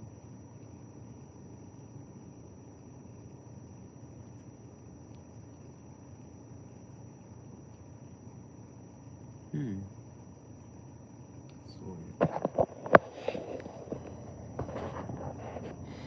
I know. But I mix my words up so much that it kind of doesn't. I can't. Sometimes I feel like I'd be inappropriate.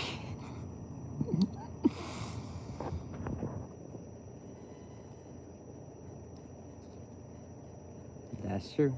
That is true. That is so true. Fight with yourself, not me. Yeah, you're right though. So, going on to the dice. Okay. This is a peek over there, what they talking about. For some reason, like these I put together side by side, but then it felt like they were in the wrong position. Cause it's like there's definitely a sort of playful energy here. And I don't think that it's necessarily going to have these, well, they're definitely gonna bump heads, but going over to these separate lives that they'll have, it's going to lead into some type of altercation. And it doesn't mean that it's a bad altercation, it's just going to lead to a combination of both of them. And watch out. Just be careful. Just be careful. A lot of this stuff can literally, a lot of stuff be slippery, especially when it comes to your own feelings and your own emotions. Don't let it cause you to slip. And also be careful what you bump into, because we don't need nobody getting hurt. And a lot of working. And working could be just in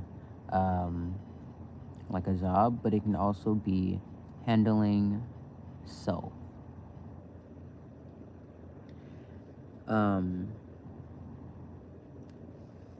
You know, that's fair. That's fair.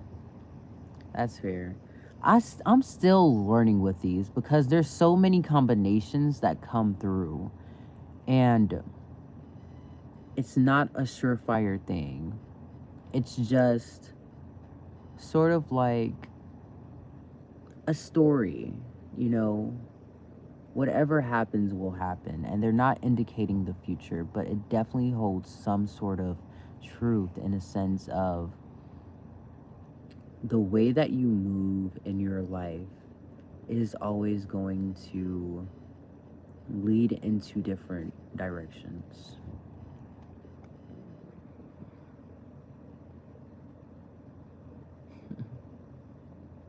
Definitely some working that needs to go on.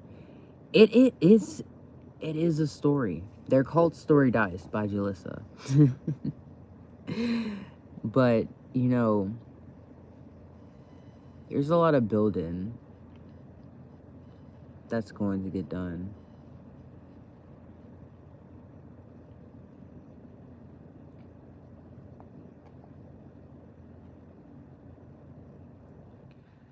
Yes. And that's okay. It happens. The obstacles are going to come, and just as much as they're going to come, just as much as they go. But yeah, you'll get over them. You get over them. Trust me, obstacles. Ugh.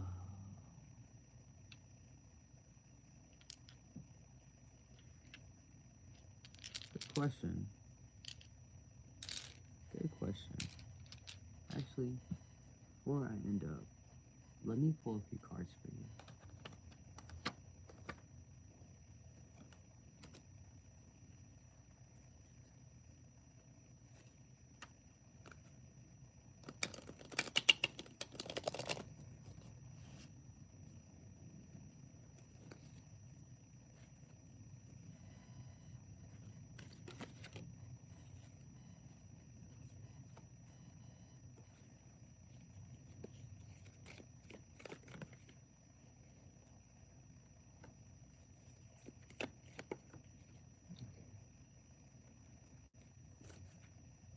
So, you have the Page of Pentacles,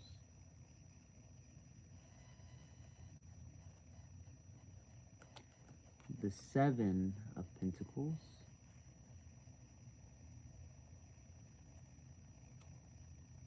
and the King of Swords in reverse.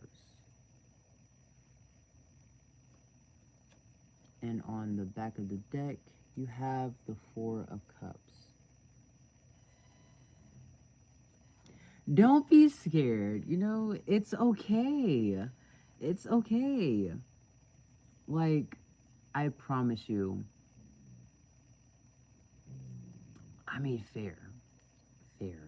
But the outcome outweighs this roughness. I only say that because the Four of Cups is here. And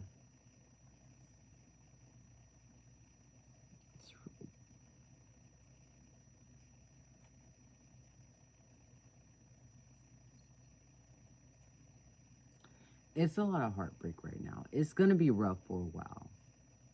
These emotions that you feel, they're just going to have to dissipate on their own. Yeah, because I'm not going to say what I saw.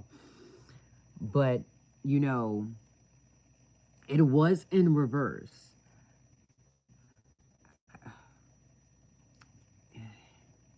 It was the Three of Swords, right?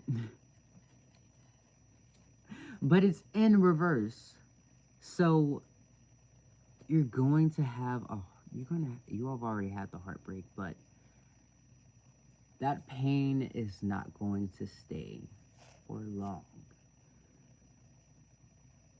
And I really think that it's going to be mended. Is going to be mended. Right now, though, it's just, there's a lot of different doors that you could go through right now. Be wary of what approaches you.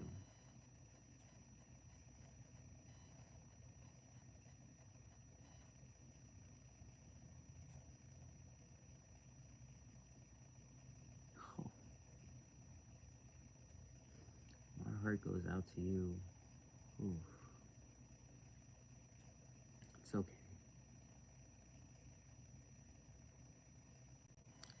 And you know,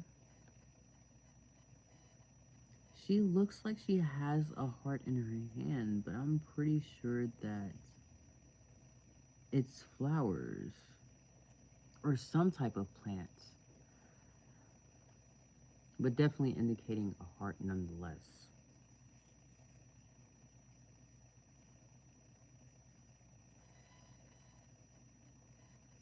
You're going to get back into that stability. Right now is just not going to be the right time. And you have to deal with these emotions. You just got to deal with them, feel through them, write them down, sing it out, yell it out, punch a punching bag. You know, like these are just emotions that are going to be there. And there's no, what did I do wrong? Like, it's just, emotions are going to be there for a while. And you hold them. And you comfort them. All of the above. Definitely. Ooh, and it's 3:15. I'm gonna be up all night. I was not planning on staying up this late. And, jeez, jeez. Jeez Louise.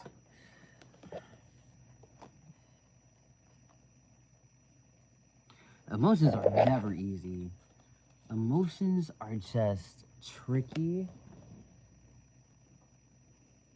They're very tricky. They love to not make sense sometimes. And you know, you're going to get that happiness back. That happiness is always in you. It's never left. Like, what am I saying getting it back? You already have it. You already have it. You definitely have it. It's just the moment has made you into a, it got you in a bind right now. It's just the bind right now. And you're going to move past it. So,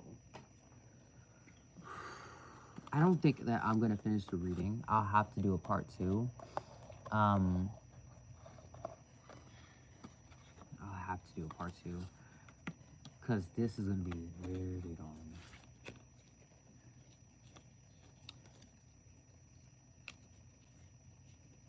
Very strong. Very.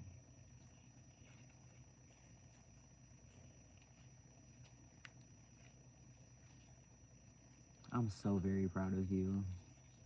So very proud. And you should always say you're proud of yourself. Look in the mirror and say it right now. Or like, whenever you get up. I'm not gonna force you, but you know. Of course. But I'm gonna end the reading for now. I'm gonna come back with a part 2. It'll be titled the same, but I'll just put a part 2 on it. Or maybe we'll see when we get there. We'll definitely see when we get there. But next time I come back will be PAL 3 and PAL 4. I'll be off tomorrow, so I'll do it probably around the same time I started this, because this is like, oh, thank you. It was so amazing meeting you. Like, your energy is so, you are a wonderful person. Like, kisses, kisses, kisses. XOXO. Oh my gosh. It was so amazing talking to you. And I hope to see you again tomorrow, or when I end up doing the next pause, if you feel drawn to it. Ooh, okay. I think it's really time for me to go sleep. I'm feeling a little blank right now. Need to do a little recharge, actually.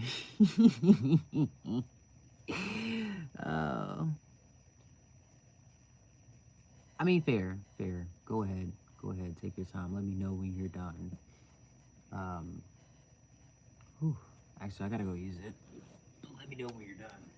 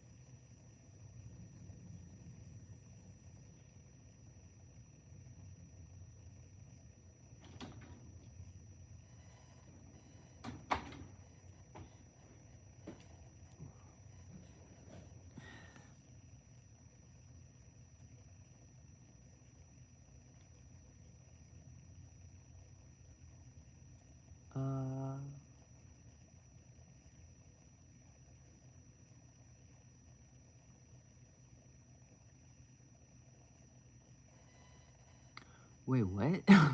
Sorry. Sorry. um, um, so, okay,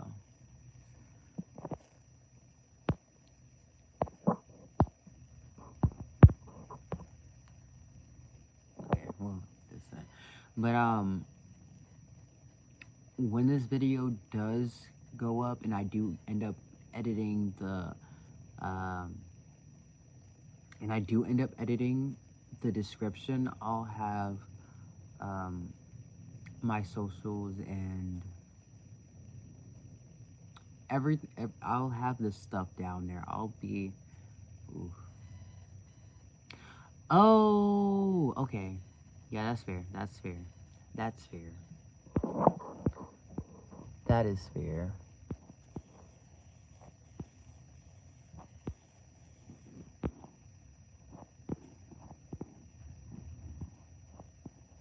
Wait, did you end up deleting all of them? I understand, like, it's a lot of, ah, shit. Then, oh, okay. That's fair. That's fair. That's fair. That's fair. The cards don't lie, though. They didn't lie at all. That's why I love the Dark Tarot, but shit, they, fuck. They be deep on that. You know, thank you for coming again. And you have a wonderful day or night or evening, wherever it is for you. Y'all, keep it juicy and a koozie, and peace the fuck out.